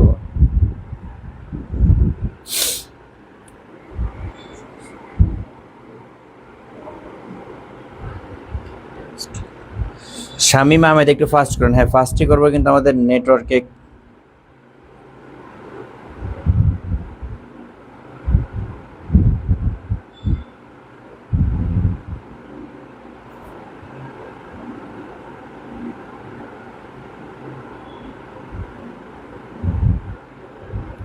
আচ্ছা ঠিক আছে কি না বলো তো এবার, সাউন্ড ভিডিও ঠিক আছে কি না? একটু সমস্যা হচ্ছিল, মানে হঠাৎ করে বারবার তোমার লোডশেডিং হওয়াতে নেটওয়ার্ক ইস্যু হয়, আবার করতেছে। হ্যাঁ দ্রুতই ক্লাসটা করব, আমি নেটওয়ার্ক ঠিক আছে কিনা সেটা দেখতেছি। আর আহ, হাবিবা তাজিদ মিথিলা যে কোশ্চেনটা করছে আমি সেটার অ্যান্সার করতেছি, নেটওয়ার্ক ঠিক আছে কিনা বুঝে তারপর অ্যান্সারটা করতেছি। যে রোমান শেখ কিছু আছে না স্যার? এবার এবার সব ঠিক আছে, দেখো তো আমার এখানে তো ঠিক দেখাচ্ছে সবকিছু, তোমাদের কাছে কি ঠিক দেখাচ্ছে? আচ্ছা হাইবাতুল তাজিদ স্যার, কারেন্ট পলিটিক্সের ব্যাপারটা একটু বলেন। আচ্ছা আজকের ক্লাসটাতে যেহেতু তোমাদের অ্যানিও পরশুদিন এক্সাম, অ্যানিও কে কেন্দ্র করে বিশেষ করে অন্যান্য ইউনিভার্সিটির জন্য তো গুরুত্বপূর্ণ ডিসিউ বা সেকেন্ড টাইম যাই বলো, তো অ্যানিও কে কেন্দ্র করে আমি আজকের ক্লাসটাতে টোটাল তোমার 71টা এমসিকিউ রেখেছি। 71টার মধ্যে প্রথম 40-45টা, সম্ভবত 45টা পর্যন্ত আমরা বাংলাদেশ অ্যাফেয়ার্স, কারণ মনে রাখবে অ্যানিওতে কিন্তু বাংলাদেশ বিষয়াবলী থেকে বেশি কোশ্চেন আছে, তোমাদের বলে দিলাম। ন্যাশনাল ইউনিভার্সিটি থেকে অ্যানিও থেকে বেশি কোশ্চেন আছে, তারপরে হলো তোমার ইন্টারন্যাশনাল। তো অ্যাজ এ রেজাল্ট আমি 45টার পরে 20-25টা রেখেছি তোমার আন্তর্জাতিক থেকে, শেষে 10-15টা আমি রেখেছি তোমার কারেন্ট অ্যাফেয়ার্স বা সাম্প্রতিক থেকে। আজকে ক্লাসটা আমি শুধু বাংলাদেশ বিষয়ে আলোচনা করবো তা না, আন্তর্জাতিক আলোচনা করবো শুধু তা না, শুধু সাম্প্রতিক তা না, আমি আজকে ক্লাসে বাংলাদেশ, আন্তর্জাতিক, সাম্প্রতিক সব রেখেছি, অত্যন্ত গুরুত্বপূর্ণ। তোমরা এই জন্য শুরু থেকে শেষ পর্যন্ত দেখতে থাকবে, হ্যাঁ পেয়ে যাবা তোমরা। একদম শেষে আমরা কারেন্ট অ্যাফেয়ার্স আলোচনা করব। আচ্ছা তাহলে যেহেতু সব ঠিক আছে, আমরা যাই, এর পরে যাই। হ্যাঁ আমরা মাত্র 24 নম্বর এখনো পড়ে আছি না, আমাদের একটু ফার্স্টে যাইতে পারছি, আমরা এখন তো একটু ফার্স্টে যাব। সাদিয়া আফরোজ লিভা 80% বাংলা, হ্যাঁ প্রায় 70-80% বাংলাদেশ বিশ্ববিদ্যালয় থেকে আসে, এই কারণে আমরা আজকে এর মধ্যে প্রায় 70-80% বাংলাদেশ বিশ্ববিদ্যালয়ের প্রশ্নে রেখেছি। আচ্ছা আমরা দেরি না করি, সেন্ট মার্টিন দ্বীপের আয়তন কত?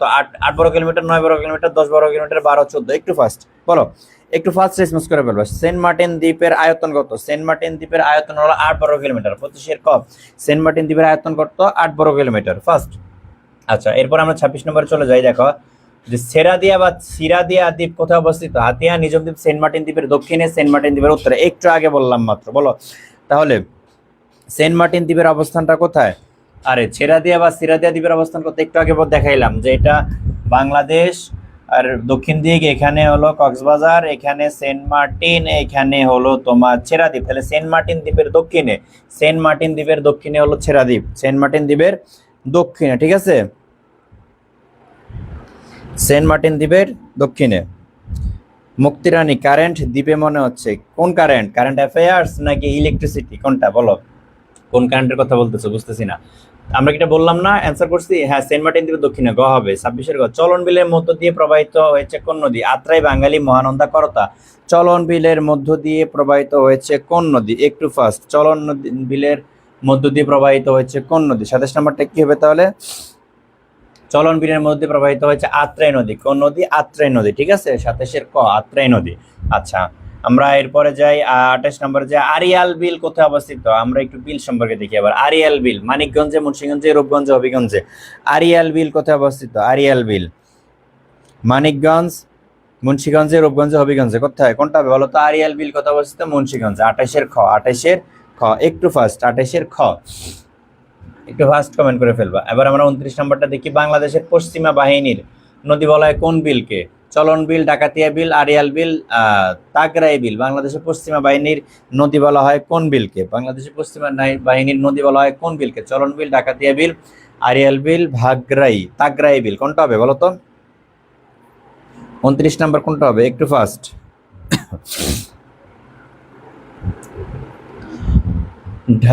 ডাকাতিয়া বিল, পশ্চিমা বাহিনীর নদী বলা হয় কোন বিলকে? ডাকাতিয়া বিল, ঠিক আছে? Okay fine. আমরা 30 নম্বরে চলে যাই, দেখিও বাংলাদেশের কোন অঞ্চলে হাওর বাওরে ঘেরা? হাওর বাওর বেশি কোন অঞ্চলে বলো? ফরিদপুর, কুষ্টিয়া, বরিশাল, পটুয়াখালী, ভোলা, লক্ষ্মীপুর, কিশোরগঞ্জ, সুনামগঞ্জ। কোন অঞ্চলে হাওর বাওর বেশি? হাওর বাওর বেশি কোন অঞ্চলে? 30-এর কোনটা হবে? ফরিদপুর, কুষ্টিয়া, বরিশাল, পটুয়াখালী, ভোলা, লক্ষ্মীপুর, কিশোরগঞ্জ, সুনামগঞ্জ। হাওর বাওর বেশি কোথায় বলো তো?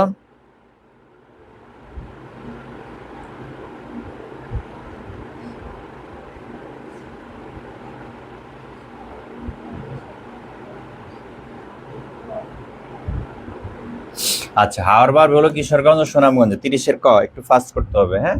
আচ্ছা, 31 নম্বরটা দেখি আমরা। ঐতিহ্যবাহী হাকালুকি হাওর। বাংলাদেশের সবচেয়ে বৃহত্তম হাওর হাকালুকি, তাই না? বৃহত্তম, বাংলাদেশের বৃহত্তম হাওর হাকালুকি। হাকালুকি হাওর বাংলাদেশের কোন অঞ্চলে? সিলেট, মৌলভীবাজার, ব্রাহ্মণবাড়িয়া, হবিগঞ্জ, রংপুর, দিনাজপুর, নাটোর, রাজশাহী, খুলনা, বরিশাল, বাগেরহাট, যাই বলি না কেন বলো সঠিক উত্তর কোনটা? ঐতিহ্যবাহী হাকালুকি হাওর বাংলাদেশের কোন অঞ্চলে অবস্থিত?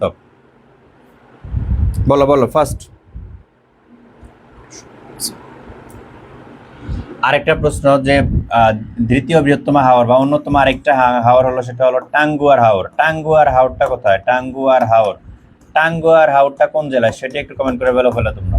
তাহলে হাকালুকি হাওর আমরা জানলাম সিলেট ও মৌলভীবাজারে। হাকালুকি হাওরটা কোথায়? সিলেট ও মৌলভীবাজারে, সিলেট বিভাগে, হ্যাঁ। সিলেট ও মৌলভীবাজার, সিলেট বিভাগের বিভাগীয় জেলা এবং মৌলভীবাজার জেলায়। এবং টাঙ্গুয়ার হাওরটা কোথায় একটু কমেন্ট করে ফেলো। টাঙ্গুয়ার হাওরটা কোথায় বলো তো? টাঙ্গুয়ার হাওর, আচ্ছা টাঙ্গুয়ার হাওর হলো মনে রাখবা সুনামগঞ্জে। টাঙ্গুয়ার হাওর কোথায়? সুনামগঞ্জ। ওকে, সুনামগঞ্জ। ব্যারিস্টার সুমন ছিল না সুনামগঞ্জের, তাই না? আচ্ছা, এরপর দেখি আমরা 32 নম্বর। মুহুরীর চর কোন জেলায়? মুহুরীর চর নোয়াখালী, ফেনী, লালমনিরহাট, সাতক্ষীরা। মুহুরীর চর কোন জেলায়? মুহুরীর চর, মুহুরীর চর, মুহুরীর চর কোন জেলায়? নোয়াখালী, ফেনী, লালমনিরহাট, সাতক্ষীরা। না, লালমনিরহাট তো কোনো ইয়েই নেই, চরে নেই। নোয়াখালী, ফেনী, সাতক্ষীরা কোনটা? মুহুরীর চর অবস্থিত ফেনীতে। কোথায়? ফেনী। আচ্ছা, একটু তারপরে দেখি আমরা 33। শুভরং ঝর্ণা কোন জেলা অবস্থিত? রাঙ্গামাটি, বান্দরবান, মৌলভীবাজার, সিলেট। শুভলং ঝর্ণা কোন জেলা অবস্থিত বলো? রাঙ্গামাটি, বান্দরবান, মৌলভীবাজার, সিলেট। শুভলং ঝর্ণা, শুভলং ঝর্ণা অবস্থিত রাঙ্গামাটিতে। কোথায়? রাঙ্গামাটিতে। 33-এর ক। যেগুলো ব্যাখ্যা করার তেমন কোনো প্রয়োজন নেই সেগুলো আমি তাড়াতাড়ি যাচ্ছি, আর যেগুলো একটু ব্যাখ্যা করার প্রয়োজন আছে সেগুলো ব্যাখ্যা করতেছি, কোনো অসুবিধা নেই। টেকনাফ কোন নদীর তীরে অবস্থিত? পদ্মা, যমুনা, নাফ, কর্ণফুলী। টেকনাফ কোন নদীর তীরে অবস্থিত? পদ্মা, মেঘনা, নাফ, কর্ণফুলী। ওই যে আছে না তোমার কক্সবাজারের টেকনাফ, তাই না? তাহলে এটা কোন নদীর অবস্থিত? পদ্মা, যমুনা, নাফ, কর্ণফুলী, বলো।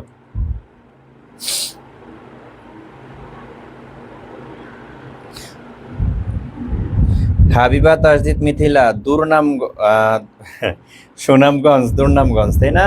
আচ্ছা আচ্ছা, দেখো অবস্থা, নিজে কমেন্ট করে আবার নিজেই নিজের কমেন্টে হারিয়ে দেয়, হ্যাঁ, এই হলো অবস্থা। আচ্ছা, টেকনাফ কোন নদীর তীরে অবস্থিত? পদ্মা, যমুনা, মেঘনা, ডাকাতিয়া, নাফ, কর্ণফুলী, মাতামুহুরী, সাঙ্গু। কি হবে? টেকনাফ কোন নদীর তীরে অবস্থিত? নাফ নদী। কোন নদী? নাফ নদী। আচ্ছা, তোমরা কি জানো বাংলাদেশের আন্তঃসীমান্ত নদী কতটি? অর্থাৎ বাংলাদেশের তো অন্য দেশের সাথে কানেক্ট আছে এরকম আন্তর্জাতিক আন্তঃসীমান্ত নদী কতটি বলো? বাংলাদেশের আন্তঃসীমান্ত নদী 57টি। আমি আগেও পড়েছিলাম তোমাদেরকে, বাংলাদেশের আন্তঃসীমান্ত নদী 57টি। এর মধ্যে 54টি ইন্ডিয়ার সাথে। 54টি কার সাথে? ইন্ডিয়ার সাথে। ইন্ডিয়ার মধ্য দিয়ে ইন্ডিয়াতে গেছে বা ইন্ডিয়ার মধ্যে অন্য দিয়ে গেছে। আর 3টা হলো মায়ানমারের সাথে। 3টা কার সাথে? মায়ানমারের সাথে। 3টা হলো মায়ানমারের সাথে। মায়ানমারের 3টা কি? একটা হলো নাফ, 2 নম্বর হলো মাতামুহুরী, 3 নম্বর হলো সাঙ্গু। তাহলে নাফ, মাতামুহুরী, সাঙ্গু মায়ানমারের সাথে আন্তঃসীমান্ত নদী 3টা, নাফ, মাতামুহুরী, সাঙ্গু। পরীক্ষা প্রশ্ন আসতে পারে যে নিচের কোন নদীটা মায়ানমারের সাথে আন্তঃসীমান্ত নদী, মায়ানমারের সাথে কি বলে সীমানা রয়েছে, বা নিচের কোন নদীটি মায়ানমারের সাথে সীমানা নাই, ভারতের সাথে আছে, এরকম প্রশ্ন আসতে পারে। তাহলে নাফ, মাতামুহুরী, সাঙ্গু এগুলো কোন নদী, কোন দেশের সাথে? মায়ানমারের সাথে। বুঝতে পারছি বিষয়টা?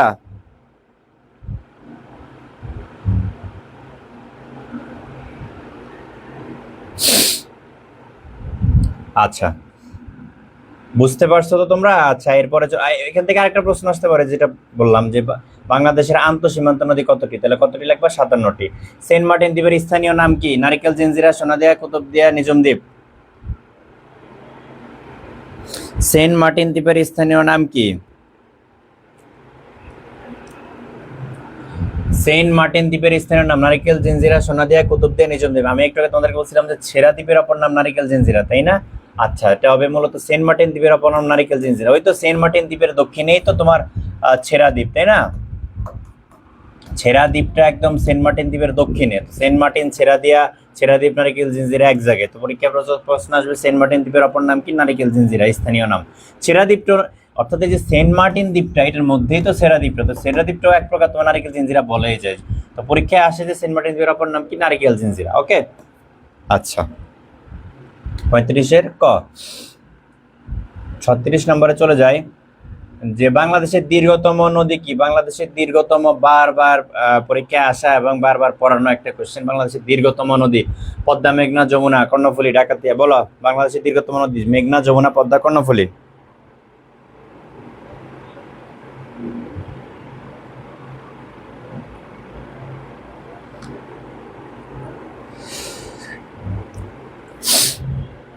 বাংলাদেশের দীর্ঘতম নদী কোনটা? মেঘনা, যমুনা, পদ্মা, কর্ণফুলী।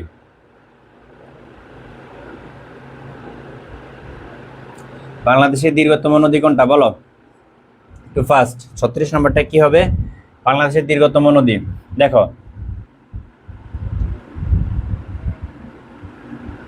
মেঘনা। মেঘনাটা হলো বাংলাদেশের বৃহত্তম অথবা গভীরতম অথবা তোমার নাব্যতম, এরকম প্রশ্ন থাকলে হবে মেঘনা। যদি প্রশ্ন আসে বাংলাদেশের বৃহত্তম নদী কি? মেঘনা। বাংলাদেশের গভীরতম নদী কি? মেঘনা। নাব্যতম নদী কি? মেঘনা। আর যদি প্রশ্ন আসে যে বাংলাদেশের খরস্রোতা নদী কোনটা? খরস্রোতা নদী, খরস্রোতা নদী কোনটা? সেটা হলো কর্ণফুলী। আর বৃহত্তম নদী হলো, সরি, দীর্ঘতম নদী হলো পদ্মা। দীর্ঘতম নদী কোনটা? পদ্মা। যমুনাটা হলো বাংলাদেশের, আচ্ছা তোমার কি বলতে পারো যমুনা কি আন্তঃসীমান্ত নদী না বাংলাদেশের ইন্টারনাল, ভিতরের নদী? বলতে পারবো? তোমরা কি জানো ম্যাপটা কি? বাংলাদেশের ম্যাপটা যদি আমরা একটু আঁকি এখানে। আচ্ছা, এটা তো বুঝছো। আমরা এরপর একটু নদীগুলো একটু দেখি তো সংক্ষেপে, যে মূলত ম্যাপটা এরকম। আবার বাংলাদেশের ম্যাপ কি যে একটা বিরক্তিকর অবস্থা। আচ্ছা, কি এটা? বাংলাদেশের ম্যাপ, হোয়াট এভার। তো দেখো, এদিক দিয়ে প্রবেশ করেছে কে? চাঁপাইনবাবগঞ্জ দিয়ে প্রবেশ করেছে পদ্মা নদী, তাই না? পদ্মা।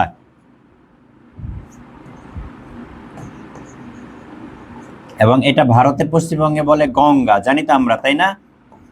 আচ্ছা, এদিক দিয়ে প্রবেশ করেছে তোমার তিস্তা। লালমনিরহাট দিয়ে প্রবেশ করেছে কে? তিস্তা নদী প্রবেশ করেছে লালমনিরহাট দিয়ে। এরপরে তোমার এইভাবে, হ্যাঁ, লালমনিরহাট প্রবেশ করেছে তিস্তা। এদিক দিয়ে প্রবেশ করেছে তোমার কে বলতো? ব্রহ্মপুত্র, তাই না? ব্রহ্মপুত্র নদ প্রবেশ করেছে এদিক দিয়ে। ব্রহ্মপুত্র নদটা মতো ভারতের থেকে আসে নাই, এটা আসছে একদম নেপাল থেকে। নেপাল থেকে ভারত হয়ে তারপরে বাংলাদেশে প্রবেশ করেছে। সরি, নেপাল থেকে না, চীন থেকে। চীনের তিব্বত হয়ে এখানে তোমার ব্রহ্মপুত্র হয়ে প্রবেশ করেছে। আচ্ছা, যাই হোক, এখন এই যে ব্রহ্মপুত্র নদটা, এটা এখানে এসে তিস্তার সাথে মিলিত হয়েছে। তিস্তার সাথে মিলিত হওয়ার পর আর একটু সামনে আইসা এদিকে আবার মিলিত হয়েছে তোমার ওদিক থেকে যেটা আসছে এদিকে, তারপরে এখানে আইসা পদ্মার সাথে মিলিত হয়েছে। সো এই যে অঞ্চলটা, এটাকে বলে যমুনা। অর্থাৎ যমুনাটা মূলত এখান থেকে এতটুক, এই যে পদ্মার সাথে মিলিত হয়েছে এতটুককে যমুনা ধরা হয়। এদিক থেকে আসছে পদ্মা, এদিক থেকে ব্রহ্মপুত্র, এদিক থেকে তিস্তা, এদিক থেকে আসছে কে বলতো? পরবর্তীতে এই পদ্মা আবার চাঁদপুর যে মেঘনার সাথে মিলিত হয়েছে, ঠিক আছে? তো এখান থেকে যেটা গেছে, অর্থাৎ এই যে ব্রহ্মপুত্র নদটা এদিকে আইসা আবার এখানে গেছে, এখানে এটাকে বলা হয় পুরাতন ব্রহ্মপুত্র। এটাকে আমরা বলি পুরাতন ব্রহ্মপুত্র, এটাকে বলে ব্রহ্মপুত্র, এটাকে বলে পুরাতন ব্রহ্মপুত্র। এখান থেকে এতটুকু বলি আমরা যমুনা, এই অঞ্চলটাকে বলে যমুনা, এটা পদ্মা। আবার এই পদ্মাটা চাঁদপুরে যে এই দিক থেকে আসছে মেঘনা, মেঘনার সাথে মিলিত হয়েছে, অনেক প্যাচ। আমরা এগুলো নিয়ে নদী নিয়ে একটা ক্লাস আমাদের পেজে আসছে, ওইটা একটু তোমরা ডিটেলসে দেখে নিও, ঠিক আছে? আমরা এখানে আর না পেঁচাইলাম আজকে। আচ্ছা, আর দেখো কোনটি নদ, এটা তোমরা পারো, 37 নম্বরটা তোমরা একদম ইজি পারো। হ্যাঁ সাদিয়া আফরোজ লিবা, নেপাল না চীন, সেটাই আমি বললাম। প্রথমে নেপাল বলে ফেলছিলাম, পরে বলছি যে নেপাল না, চীন থেকে আসছে। চীন থেকে ভারতে বাংলাদেশে ব্রহ্মপুত্র প্রবেশ করেছে, তাই না? হ্যাঁ, চীনের তিব্বত, চীনের তিব্বত থেকে, ঠিক আছে? চীনের একটা স্বায়ত্তশাসিত অঞ্চল তিব্বত, চীনের তিব্বত হয়ে ভারতে বাংলাদেশে আসছে, নেপাল না। আচ্ছা, বুঝতে পারছি বিষয়গুলো। তারপর দেখো কোনটা নদ, যমুনা, মেঘনা, পদ্মা, ব্রহ্মপুত্র, কোনটা নদ? কোনটা নদ? অ্যান্সার কি হবে তাহলে বলো তো, কোনটা নদ? এটা তোমরা পারবা, ব্রহ্মপুত্র। যমুনা নদী, মেঘনা নদী, পদ্মা নদী, ব্রহ্মপুত্র নদ বলি আমরা, তাই না? হ্যাঁ, নদীর মধ্যে তো ছেলে মেয়ে হয় না, নামের মধ্যে একটু ডিফারেন্সের কারণে আমরা এটাকে নদ বলি, যেহেতু এটা ছেলেদের নামের মতো। হ্যাঁ, যমুনা, মেঘনা, পদ্মা শুনতে শুনতে কেমন যেন একটা মেইলি মেইলি লাগে, তাই না? এই জন্য সেগুলোকে নদী বলি। আর ব্রহ্মপুত্র নদের ছেলে পুরুষ, কি বলে এটাকে, পুরুষবাচক মনে হয়, এই জন্য এটাকে আমরা নদ বলি। ব্রহ্মপুত্র নদ কোন দেশের ভিতর দিয়ে প্রবাহিত হয়? ভারত, বাংলাদেশ, নেপাল, চীন। ব্রহ্মপুত্র নদ কোন দেশের ভিতর দিয়ে? রমান শেখ নদীর নাম। হ্যাঁ, প্যাচ না, তুমি আমাদের বিগত ক্লাসটা দেখো। হ্যাঁ, বিগত ক্লাস না, আমি নদীর উপরে একটা শর্ট ভিডিও আমাদের পেজে দেওয়া আছে, তোমরা একটু দেখে নিও, ঠিক আছে? তো ব্রহ্মপুত্র নদ কোন দেশের ভিতর দিয়ে প্রবাহিত হয় বলো?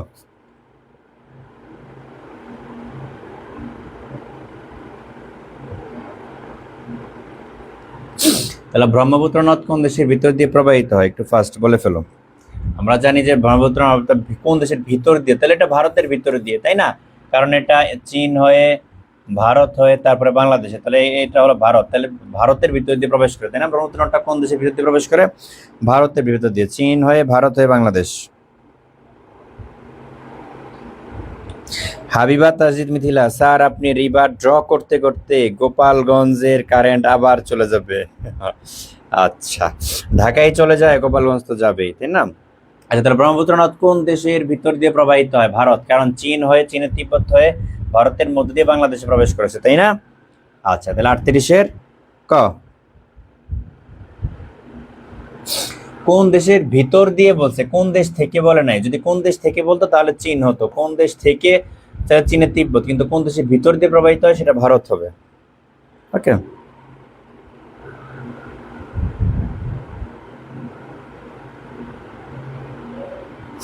আচ্ছা, আমরা এরপরে চলে যাই। দেখো, যমুনা, যেটা আমরা ব্রহ্মপুত্র বলি, তাই না? ওই যে যমুনা, হ্যাঁ, এখানে ব্রহ্মপুত্র, এখানে আইসা ব্রহ্মপুত্র, পুরাতন ব্রহ্মপুত্র হয়ে গেছে, এটাকে আমরা যমুনা বলি। এদিক থেকে তিস্তা আসছে, কত পেয়েছে, আমরা এগুলো ডিটেলস পড়ছি। যাই হোক, তাহলে যে যমুনা, ব্রহ্মপুত্র উপনদী কোনটা? তিস্তা, ধলেশ্বরী, শীতলক্ষা, ধোয়াখোয়াই। আমরা তো দেখলাম একটু এই দিক থেকে যে তিস্তা আসছে, এই তিস্তাটাই তো তাহলে যমুনা বা ব্রহ্মপুত্র উপনদী, তাই না? আচ্ছা, তাহলে যমুনা বা ব্রহ্মপুত্র উপনদী কোনটা? এটা যেহেতু ব্রহ্মপুত্র বা যমুনা বৃহত্তম বড় নদী, এবং এই বড় নদীটার উপনদী কোনটা? এই তিস্তাটা। ওকে, ওকে, এদিকে চলে গেছে পুরাতন ব্রহ্মপুত্র, এদিক থেকে চলে আসছে পদ্মা, পদ্মা আবার এখানে আইসা ওইদিকে মেঘনার সাথে চাঁদপুরে মিলিত হয়েছে, তাই না? আচ্ছা, আবার পেসের মধ্যে না যে আমরা, তোমরা আগের ক্লাসটা ম্যাপ সহকারে আমাদের আঁকা আছে, একটু দেখে নিও। আচ্ছা, আচ্ছা, এরপরে যাই আমরা 40, বাংলাদেশ ও মিয়ানমারের বিভক্ত করে নাফ নদী। একটু আমরা বললাম না যে নাফ নদী বাংলাদেশ এবং মায়ানমারের মধ্যে 3টা নদী, নাফ, মাতামরি, সাঙ্গু। তাহলে এই যে মিয়ানমারের এবং বাংলাদেশের মধ্যে যে নাফ নদী, এটা দৈর্ঘ্য কত? 50, 75, 56, 65, দৈর্ঘ্য কত বলো?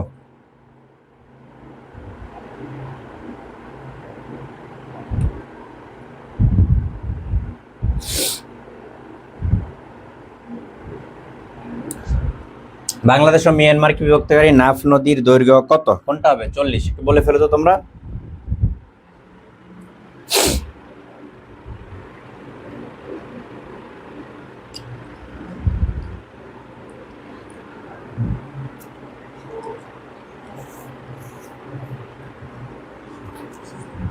বাংলাদেশ ও মিয়ানমারকে বিভক্তকারী নাফ নদীর দৈর্ঘ্য হলো 56 কিলোমিটার, 40-এর গ।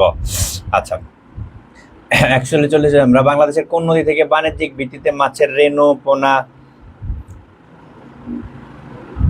সংগ্রহ করা হয়? হালদা, তিস্তা, পদ্মা, মেঘনা। অর্থাৎ কোন নদী থেকে বাণিজ্যিক ভিত্তিতে মাছের রেণু পোনা সংগ্রহ করা হয়? হালদা, তিস্তা, পদ্মা, মেঘনা, কোনটা হবে? একটু ফার্স্ট বলে ফেলো তো।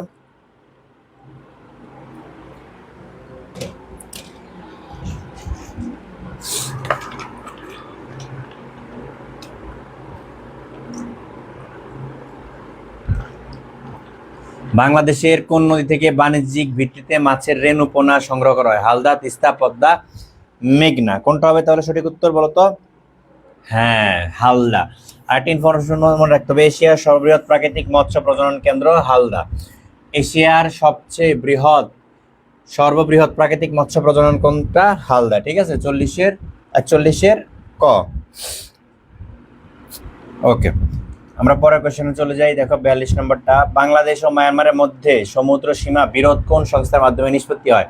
Permanent court of justice, international tribunal for the law of the sea, international court of justice, permanent court of arbitration, কোনটা হবে? বাংলাদেশ ও মায়ানমারের মধ্যে সমুদ্র সীমা বিরোধ কোন সংস্থার মাধ্যমে নিষ্পত্তি হয়? বলো 42 কোনটা হবে?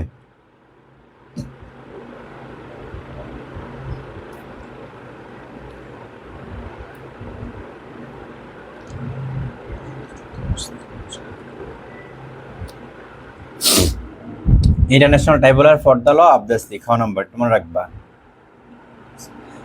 সংক্ষেপে আইটিএলএস।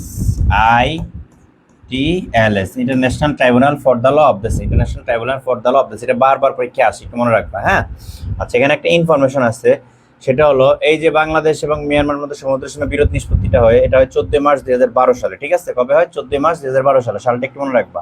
আচ্ছা, এবার দেখো, শ্রীহট্ট কোন জেলার প্রাচীন নাম? শ্রীহট্ট কোন জেলার প্রাচীন নাম? নোয়াখালী, কুমিল্লা, সিলেট, ভোলা। শ্রীহট্ট কোন জেলার প্রাচীন নাম? শ্রীহট্ট কোন জেলার প্রাচীন নাম? শ্রীহট্ট কোন জেলার প্রাচীন নাম? নোয়াখালী, কুমিল্লা, সিলেট, ভোলা। শ্রীহট্ট কোন জেলার প্রাচীন নাম বলো?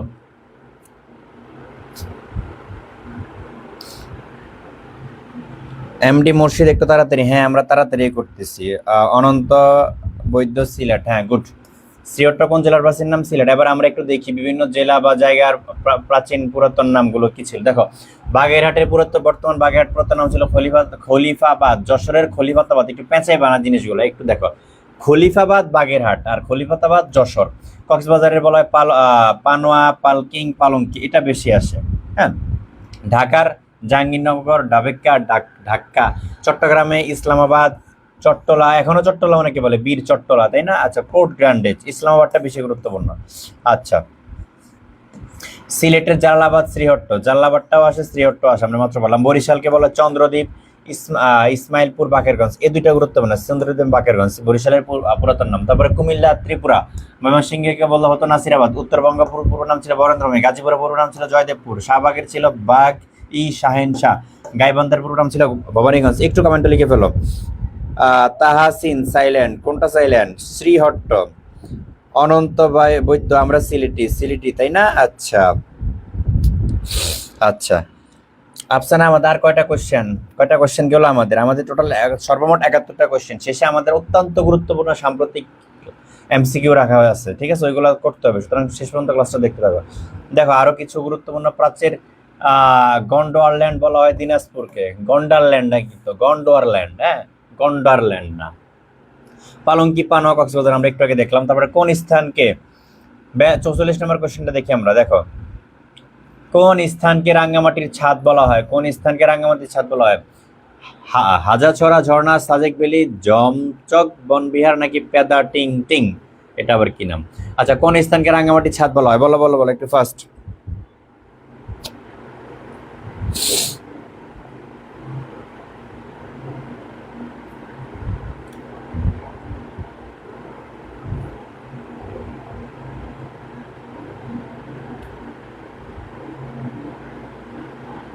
কোন স্থানকে রাঙ্গামাটির ছাদ বলা হয়? সাজেক ভ্যালি। 46-এর খ, সাজেক ভ্যালি। হ্যাঁ, আচ্ছা, এরপরে দেখি আমরা আরো কিছু গুরুত্বপূর্ণ উপনাম। হ্যাঁ,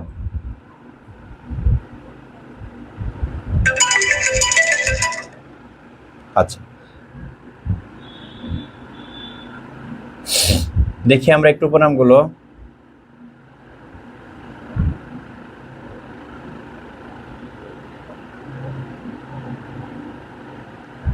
দেখো, ভৌগোলিক ও পৃথিবীর বৃহত্তম বদ্বীপ আমরা জানি বাংলাদেশ, ষড়ঋতুর দেশ সেটাও আমরা জানি বাংলাদেশ, বাংলাদেশের প্রবেশদ্বার চট্টগ্রাম, 12 আইলের দেশ চট্টগ্রাম, 360 আইলের দেশ সিলেট, পর্যটন রাজধানী কক্সবাজার, প্রাচ্যের ডিন্ডি বলা হয় নারায়ণগঞ্জকে, cyber city Sylhet, silk city Rajshahi, health city স্বাস্থ্যনগরী চট্টগ্রাম, তারপরে বাংলাদেশের কুয়েত খুলনা, প্রথম ওয়াইফাই নগরী সিলেট। ঠিক আছে, আচ্ছা, এগুলো একটু মনে রাখতে হবে। এরপর দেখি আরো কিছু ইনফরমেশন। দেখো, তোমার হিমালয়ের কন্যা পঞ্চগড় খুবই গুরুত্বপূর্ণ, সাগরকন্যা কুয়াকাটা, নদীমাতৃক দেশ বাংলাদেশ, বাংলাদেশের বৃহত্তম বদ্বীপ সুন্দরবন, বাংলাদেশের দ্বীপ জেলা ভোলা, তাই না? বাংলাদেশের দ্বীপ জেলা ভোলা আমরা জানি, বাংলার ভেনিস, বরিশাল, রাঙ্গামাটি, ছাদ একটু আগে আমরা দেখলাম, সাজেক, উত্তরবঙ্গের প্রবেশদ্বার বগুড়া, প্রথম ডিজিটাল জেলা যশোর, সোনালী আঁশের দেশ বাংলাদেশ, নীরব খনির দেশ বাংলাদেশ, বাংলা শস্য ভান্ডার বরিশাল, ওয়াইফাই নগরী সিলেট। গুরুত্বপূর্ণ এগুলো, ঠিক আছে। আচ্ছা আচ্ছা, এরপর আমরা 45 নম্বরে চলে যাই। দহগ্রাম কোন উপজেলা অবস্থিত? আদিতমারি, পাটগ্রাম, হাতীবান্ধা, কালীগঞ্জ। দহগ্রাম কোন উপজেলায় অবস্থিত? দহগ্রাম বলো।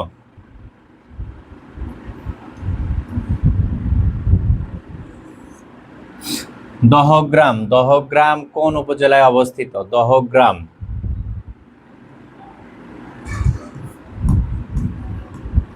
দহগ্রাম কোন উপজেলায় অবস্থিত? আদিতমারি, পাটগ্রাম, হাতীবান্ধা, কালীগঞ্জ। কোন উপজেলায় অবস্থিত দহগ্রাম বলো? পাটগ্রাম, এখানে হলো পাটগ্রাম। ওকে, এবং এই পাটগ্রাম উপজেলাটা অবস্থিত কোথায়? লালমনিরহাট জেলায়। ওকে, আচ্ছা, এখন এই দহগ্রামটা হলো একটা তোমার কি বলে এটাকে, ছিটমহল।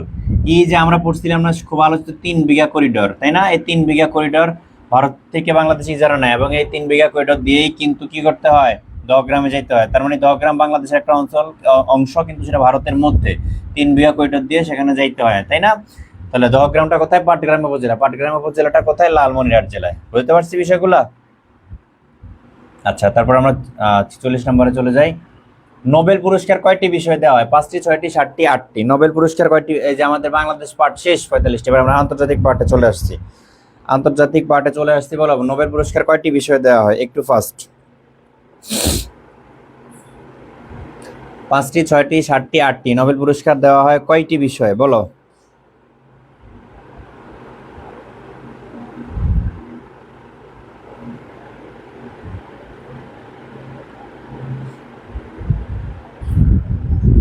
নোবেল পুরস্কার, নোবেল পুরস্কার কয়টি বিষয়ে দেওয়া হয়? 5টি, 6টি, 7টি, 8টি। দেখো, নোবেল পুরস্কার সর্বপ্রথম চালু হয় 1901 সালে। 1901 সাল থেকে নোবেল পুরস্কার দেওয়া হয়, এবং তখন নোবেল পুরস্কার দেওয়া হতে 5টি বিষয়ে দেওয়া হতো। নোবেল পুরস্কার দেওয়া তখন 5টি বিষয়ে, অর্থাৎ তোমার কি বলে, ফিজিক্স, কেমিস্ট্রি অর্থাৎ রসায়ন, পদার্থ, সাহিত্য, শান্তি, এবং তোমার কি বলে চিকিৎসা। হ্যাঁ, এই 5টা বিষয়ে নোবেল পুরস্কার দেওয়া হতো 1901 সালে। পরবর্তীতে 1969 সালে আরেকটা বিষয় অ্যাড হয়, সেটা হলো অর্থনীতি। অর্থনীতি অর্থাৎ সর্বমোট হলো 6টা নোবেল পুরস্কার দেওয়া হয়, 6টা বিষয়ে, 6টা। তার মধ্যে 5টা দেওয়া হয় তোমার সুইডেন থেকে, 5টা সুইডেন, আর একটা শান্তিতে নোবেল পুরস্কার দেওয়া হয়। শান্তিতে এই একটা 5টা দেওয়া হয় সুইডেন থেকে, ঠিক আছে। আর শান্তিতে নোবেল পুরস্কার দেওয়া হয় নরওয়ে থেকে। শান্তিতে নোবেল পুরস্কার দেওয়া থেকে নরওয়ে থেকে। তাহলে নোবেল পুরস্কার সর্বপ্রথম দেওয়া হয় 1901 সাল থেকে। 5টি বিষয় দেওয়া হতো তখন। কি কি সেগুলো হলো পদার্থ, রসায়ন, সাহিত্য, শান্তি এবং চিকিৎসা, এই 5টায়। পরবর্তীতে 1969 সালে অর্থনীতিটাও যোগ হয়। তার মানে সর্বমোট 6টা, এবং এই 6টার মধ্যে 5টা দেওয়া হয় সুইডেন থেকে, শান্তি বাদে বাকি 5টা দেওয়া হয় সুইডেন থেকে, আর শান্তিতে নোবেল পুরস্কার দেওয়া হয় নরওয়ে থেকে। তাহলে সর্বমোট 6টা। বুঝতে পারছি বিষয়গুলা?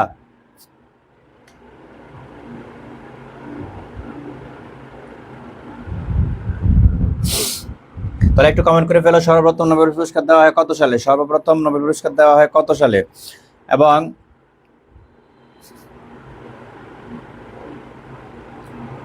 শান্তিতে নোবেল পুরস্কার দেওয়া হয় কোন দেশ থেকে? শান্তিতে নোবেল পুরস্কার দেওয়া হ্যাঁ শান্তিতে নোবেল পুরস্কার দেওয়া হয় কোন দেশ থেকে? এবং অর্থনীতিতে নোবেল পুরস্কার চালু হয় কত সালে? অর্থনীতিতে নোবেল পুরস্কার চালু হয় কত সালে বলো?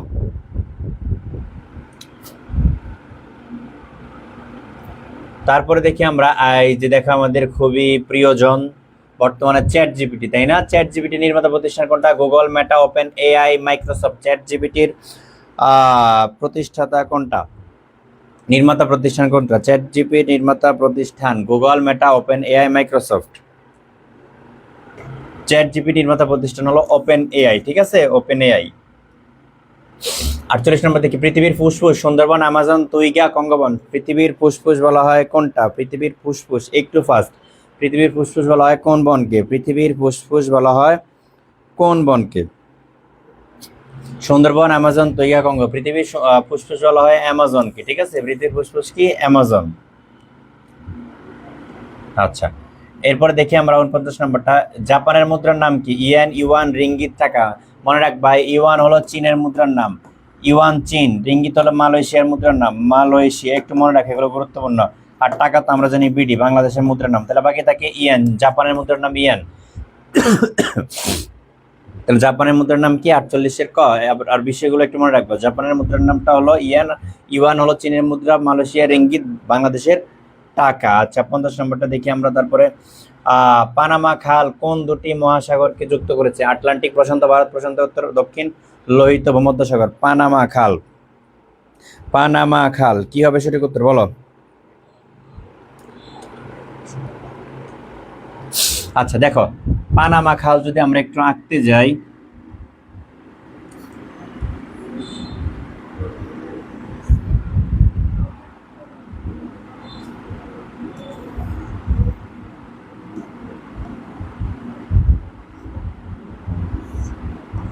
অনেকটা মোটামুটি এরকমই ধরলাম।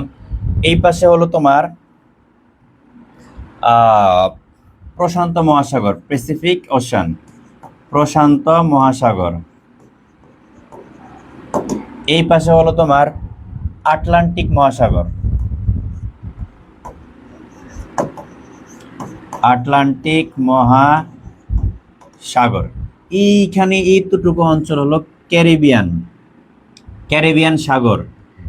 আমরা যদি একটু লিখি ক্যারিবিয়ান সাগর, তাহলে প্রশান্ত মহাসাগর কাকে কাকে যুক্ত করেছে? পানামা খাল কাকে কাকে যুক্ত করেছে? প্রশান্ত মহাসাগরের সাথে আটলান্টিক মহাসাগরকে। অর্থাৎ তুমি বলতে পারো প্রশান্ত মহাসাগরের সাথে ক্যারিবিয়ান সাগর। যেহেতু ক্যারিবিয়ান সাগরটা এখানে নাই, তাহলে প্রশান্ত মহাসাগরের সাথে আটলান্টিক মহাসাগরকে যুক্ত করেছে। কই? আটলান্টিক ও প্রশান্ত। আচ্ছা, এবং এখানে মনে রাখবা, এখানে হলো তোমার উত্তর আমেরিকা মহাদেশ, উত্তর আমেরিকা মহাদেশ, ঠিক আছে? আর এই পাশে হলো দক্ষিণ আমেরিকা মহাদেশ, দক্ষিণ আমেরিকা মহাদেশ। তার মানে যদি প্রশ্ন আছে পানামা খাল কাকে কাকে পৃথক করেছে? পৃথক করেছে উত্তর আমেরিকা মহাদেশকে দক্ষিণ আমেরিকা মহাদেশ থেকে।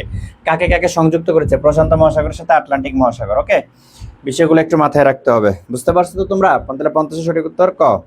ওকে, আচ্ছা, আমরা এরপরে চলে যাই আয়তনের দিক থেকে বিশ্বের ক্ষুদ্রতম দেশ। দেখো, বিশ্বের ক্ষুদ্রতম দেশ মোনাকো, ভ্যাটিকান সিটি, মালদ্বীপ, সিঙ্গাপুর। আয়তনের দিক থেকে বিশ্বের ক্ষুদ্রতম দেশ কোনটা? দেখো, এটা হলো মনে করো ইতালি। Okay fine, Italy. এটা আমি ধরলাম ইতালি, ইতালি। হ্যাঁ, ইতালির এই ছোট্ট একটা শহরের নাম হলো রোম, ইতালির রোম। এই রোমের মধ্যেই হলো ভ্যাটিকান সিটি। তাহলে আমরা জানি সাধারণত একটা দেশ একটা দেশের পাশে হয়, কিন্তু পৃথিবীর একমাত্র ছিদ্রায়িত, পৃথিবীর ইতালিটা হলো ছিদ্রায়িত দেশ। তাহলে ছিদ্রায়িত দেশ কাকে বলে বলো তো?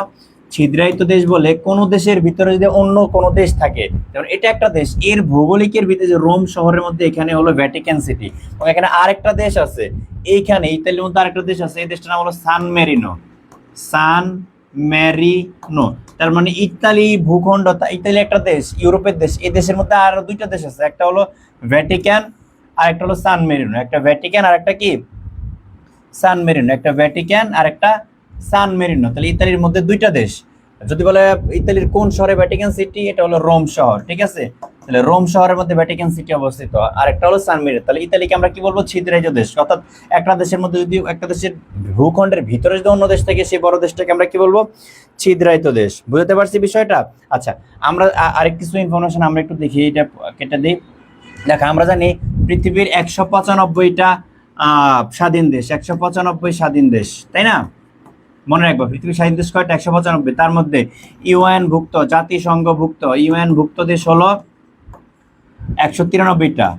ইউএন ভুক্ত দেশ কয়টা? 193টা। ইউএন ভুক্ত দেশ কয়টা? 193টা। তার মধ্যে আর 2টা স্বাধীন দেশ ইউএন ভুক্ত না, একটা হলো ভ্যাটিকান সিটি, আর একটা হলো কসোভো। কসোভোটা একটা ইউরোপের দেশ। তার মানে আমরা একটু কাছে দেখলাম ইতালির মধ্যে 2টা দেশ, ভ্যাটিকান সিটি আর সান মেরিনো।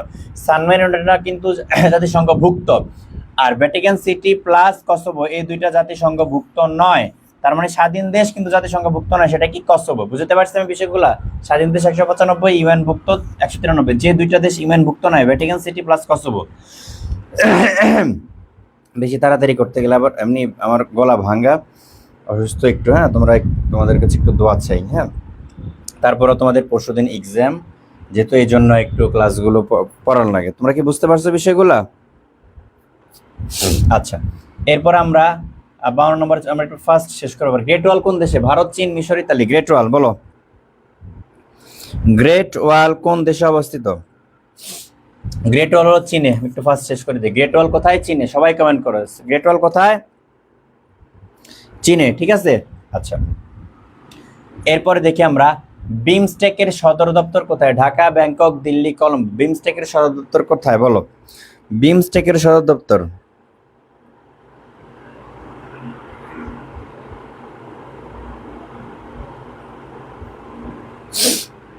মনে রাখবা, বিমস্টেক প্রতিষ্ঠিত 1997 সালে। বিমস্টেক প্রতিষ্ঠিত 1997 সালে। বিমস্টেকের সদর দপ্তর ঢাকা। বিমস্টেকের সদর দপ্তর কোথায়? ঢাকা। আচ্ছা, এরপরে দেখি আমরা যে ব্ল্যাক গোল্ড কাকে বলা হয়। এটা 2021 সালে নিবন্ধন পরীক্ষা আসছে এবং 7তম বিসিএস আসছে। যে ব্ল্যাক গোল্ড কাকে বলা হয়? কয়লা, পেট্রোলিয়াম, হীরা, লোহা। কালো, তার মানে তো কয়লা হওয়ার কথা, তাই না? কিন্তু ব্ল্যাক গোল্ড হলো বর্তমানের খুব আলোচিত বিষয়, পেট্রোলিয়াম। হ্যাঁ, আচ্ছা, তাহলে ব্ল্যাক গোল্ড কাকে বলা হয়? পেট্রোলিয়াম। আচ্ছা, 55 নম্বরটা দেখি। বিশ্বের গভীরতম হ্রদ কোনটা? বৈকাল, ক্যাসপিয়ান, সুপিরিয়র, ডেড সি। বিশ্বের বৃহত্তম হ্রদ কোনটা? গভীরতম হ্রদ কোনটা? বিশ্বের গভীরতম হ্রদ বৈকাল। এটা অবস্থিত রাশিয়ার সাইবেরিয়ার অঞ্চলের দক্ষিণে। আমি একটু লিখে দেই, এটা অবস্থিত রাশিয়ার সাইবেরিয়া অঞ্চলের দক্ষিণে। ঠিক আছে, বিশ্বের বৃহত্তম গভীরতম হ্রদ। ওকে, আচ্ছা। এরপরে আমরা 56 নম্বরটা চলে যাই। দেখো যে গাজা ভূখণ্ডটি কোন সাগরের তীরে? ভূমধ্য সাগর, মেডিটেরিয়ান নাকি লোহিত, রেড সি নাকি আরব সাগর নাকি ক্যাসপিয়ান সাগর? গাজা ভূখণ্ডটি কোন সাগরের তীরে? একটু ফার্স্ট 56 নম্বরটা কি হবে বলো? গাজা ভূখণ্ডটি কোন সাগরের তীরে? গাজা ভূখণ্ডটি কোন সাগরের তীরে বলো একটু ফার্স্ট। আচ্ছা, গাজা ভূখণ্ডটি হলো ভূমধ্য সাগরের তীরে। ঠিক আছে, ভূমধ্য সাগরের তীরে। ফিলিস্তিনের গাজা কোথায়? ভূমধ্য সাগরের তীরে। 57 নম্বরের দিকে আন্তর্জাতিক মানবাধিকার দিবস কবে? 10 ডিসেম্বর, 5 জুন, 1 ডিসেম্বর, 24 অক্টোবর। মনে রাখবা 5 জুন হলো বিশ্ব পরিবেশ দিবস। একটু লিখে নাও, মনে রাখবা বিশ্ব পরিবেশ দিবস। 5 জুন বিশ্ব পরিবেশ দিবস। ঠিক আছে, এরপরে 24 অক্টোবর জাতিসংঘ দিবস। 24 অক্টোবর জাতিসংঘ দিবস। 1 ডিসেম্বর লাগবে না। আর আন্তর্জাতিক মানবাধিকার দিবস হলো 10 ডিসেম্বর। আন্তর্জাতিক মানবাধিকার দিবস 10 ডিসেম্বর। বিষয়গুলো একটু মাথায় রাখতে হবে। ঠিক আছে, আচ্ছা। 58 নম্বরে চলে যাই আমরা, যে নিশিত সূর্য। আচ্ছা, এটা একটু কারেক্ট করে নিবা। নিশিত সূর্যের দেশ। নিশিত সূর্যের দেশ কোনটা? Japan, Norway, Finland, Iceland. নিশিত সূর্যের দেশ কোনটা? আর যদি প্রশ্ন আসে যে সূর্যোদয়ের দেশ কোনটা, সেটা হবে জাপান। সূর্যোদয়ের দেশ, সূর্যোদয়ের দেশ জাপান। আর নিশিত সূর্যের দেশ হলো নরওয়ে। নিশিত সূর্যের দেশ নরওয়ে, আর সূর্যোদয়ের দেশ জাপান। সূর্যোদয়ের দেশ না জাপান, নিশিত সূর্যের দেশ নরওয়ে। ওকে, আমরা আর কয়টা, এটা এখন একটু পর এই 2-3টা পরে সাম্প্রতিক শুরু হবে। সাম্প্রতিকগুলো অত্যন্ত গুরুত্বপূর্ণ। হ্যাঁ, মিস করবে না তোমরা, একটু মিস করবে না। ওকে, আচ্ছা, গেল এইটা। এরপর আমরা 59 নম্বরে চলে যাই, একটু ফাস্ট করি। বিশ্বের দীর্ঘতম নদী কোনটি? নীল নদ, আমাজন, ইয়াংসি, মিসিসিপি। বিশ্বের দীর্ঘতম নদী কোনটি? বিশ্বের দীর্ঘতম নদী কোনটি? একটু ফাস্ট বলো।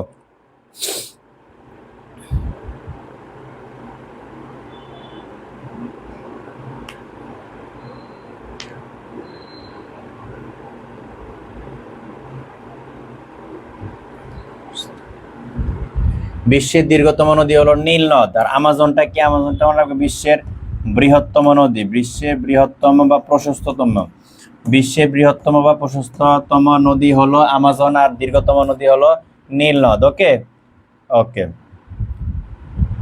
এরপরে যে আমরা 60 নম্বরটা, IMF ইন্টারন্যাশনাল মনিটারি ফান্ডের সদর দপ্তর কোথায়? Washington DC, new York, Geneva, London. International monetary fund মনে রাখবা IMF plus WB world bank, এই দুইটা সদর দপ্তর ওয়াশিংটন ডিসি। হ্যাঁ, মানি সম্পর্ক, টাকা সম্পৃক্ত যে সদর দপ্তরগুলো আছে আন্তর্জাতিক, সেগুলোর সদর দপ্তর সাধারণত ওয়াশিংটন ডিসিতে হয়। IMF international monetary fund, world bank, বিশ্ব ব্যাংক, দুইটাই কিন্তু টাকা সংক্রান্ত যে সংস্থাগুলো, এগুলো সদর দপ্তর সাধারণত ওয়াশিংটন ডিসিতে হয়। ওকে ওকে। এরপরে চলে যাই আমরা, দেখো আচ্ছা, এবার আমরা সাম্প্রতিকগুলো দিয়ে আমরা আমাদের ক্লাস শেষ করবো। এবার একদম সাম্প্রতিকগুলো দিয়ে অত্যন্ত গুরুত্বপূর্ণ কিছু সাম্প্রতিক দেখি আমরা। দেখো, দেশে জ্বালানি তেল আমদানি ও সরবরাহের একমাত্র সরকারি সংস্থা বাংলাদেশ বিদ্যুৎ উন্নয়ন board, Bangladesh petroleum corporation, Titas gas transmission and distribution company, Petrobangla. জ্বালানি তেল আমদানি ও সরবরাহের একমাত্র সরকারি সংস্থা কোনটা হবে বলো? আচ্ছা, আমরা ফার্স্ট করে দিই, সেটা হলো Bangladesh petroleum corporation, BPC, Bangladesh petroleum corporation. তারপরে দেখি আমরা 62 নম্বর, সম্প্রতি রাশিয়ার জ্বালানি তেল ক্রয় যুক্তরাষ্ট্র পুনরায় কতদিনের নিষেধাজ্ঞা শিথিল করেছে? 20 দিনের, 30 দিনের, 40 দিনের, 50 দিনের? বলো কোনটা হবে? সম্প্রতি রাশিয়ার জ্বালানি তেল ক্রয় যুক্তরাষ্ট্র পুনরায় কতদিনের নিষেধাজ্ঞা শিথিল করেছে? সঠিক উত্তর হলো 30 দিনের। কতদিনের জন্য যুক্তরাষ্ট্র শিথিল করেছে? 30 দিন। আচ্ছা, এরপরে দেখি আমরা যে 71-এর রীতিকথা গ্রন্থের লেখককে? ওয়ালিউল ইসলাম, আনিসুজ্জামান, হুমায়ুন আহমেদ, সেলিনা হোসেন। 71-এর রীতিকথা,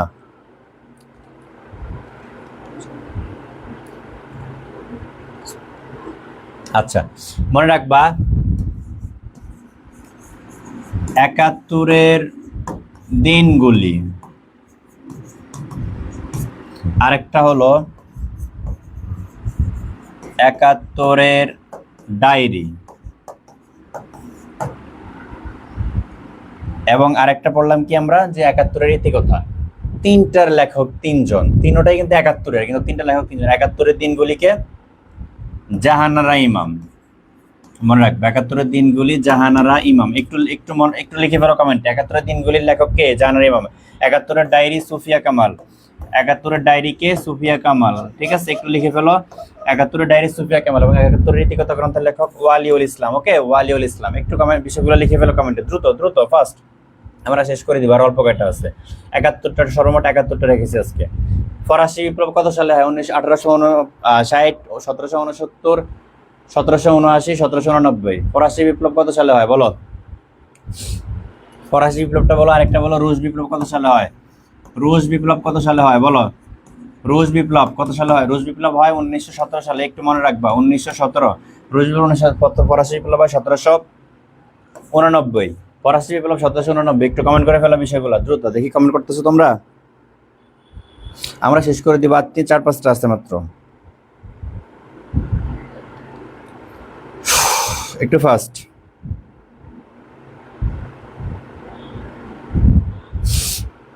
আচ্ছা, এরপরে দেখি আমরা 65 নম্বরটা, বাংলাদেশের সরকার ফ্যামিলি কার্ড, খুবই আলোচিত বিষয়। বাংলাদেশের সরকার ফ্যামিলি কার্ড বিতরণ কর্মসূচি চালু করেন কোন জেলা হতে? গাবতলী, বগুড়া, শেরপুর, বগুড়া, মিঠাপুকুর, রংপুর, কালিহাতী, টাঙ্গাইল। কোন জেলা থেকে বাংলাদেশ?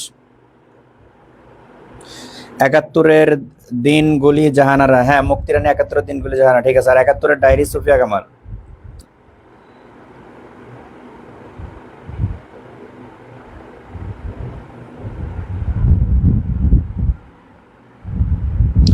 একাত্তরের দিনগুলি জাহানারা ইমান, আর 71-এর ইমাম, আর 71-এর ডায়েরি সুফিয়া কামাল। তাহলে বাংলাদেশ সরকার ফ্যামিলি কার্ড বিতরণ করেন কোথা থেকে বলো তো?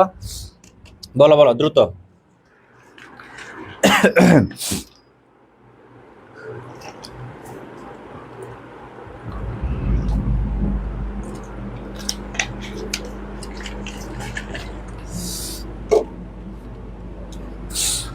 বাংলাদেশ সরকার ফ্যামিলি কার্ড বিতরণ শুরু করে গাবতলী বগুড়া থেকে। হ্যাঁ, গাবতলী বগুড়া কবে? 20 এপ্রিল 2026। 20 এপ্রিল 2026 তারিখ কবে? 20 এপ্রিল 2026। ওকে ওকে।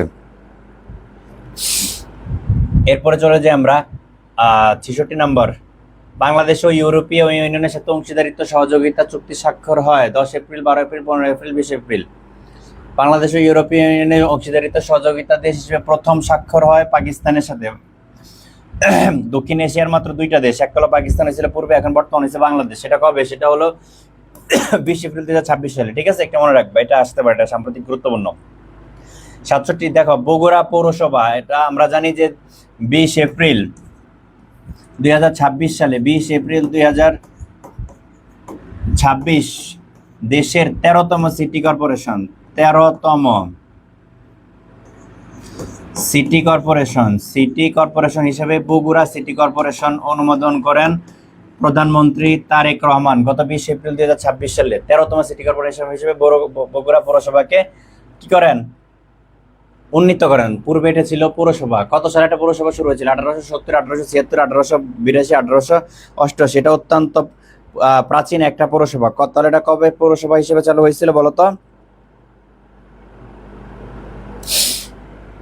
1876 সালে পৌরসভা হয়েছিল। ঠিক আছে, এবং এত বছর পরে এসে এটা সিটি কর্পোরেশন হয়। দেশের 13তম। আমরা এতদিন জানতাম 12টা সিটি কর্পোরেশন, এখন কয়টা সিটি কর্পোরেশন? 13টা। হরমুজ প্রণালী,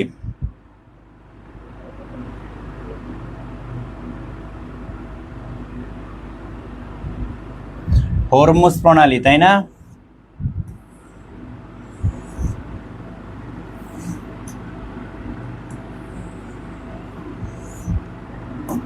যাই হোক, হোয়াট এভার। হরমুজ প্রণালীর সবচেয়ে সংকীর্ণ, সবচেয়ে সরু অংশের প্রস্থ কত? 21 মাইল, 22 মাইল, 23 মাইল, 24 মাইল। কত হবে বলো তো?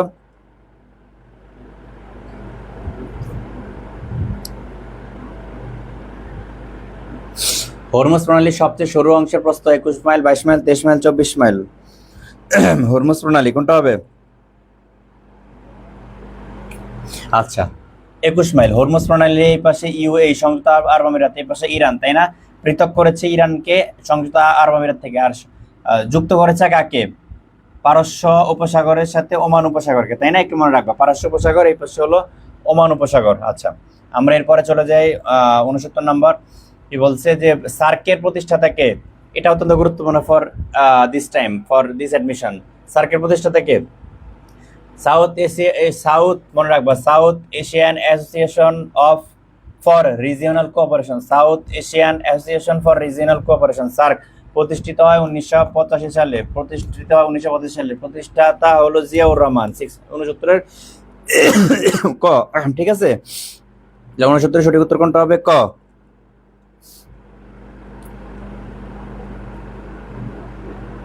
আচ্ছা, এরপর আমরা 70 নম্বরটা দেখি। ভ্যাট এর পুনরূপ কি? VAT, value added tax, variable annual tax, value assessment tariff, verified added tariff.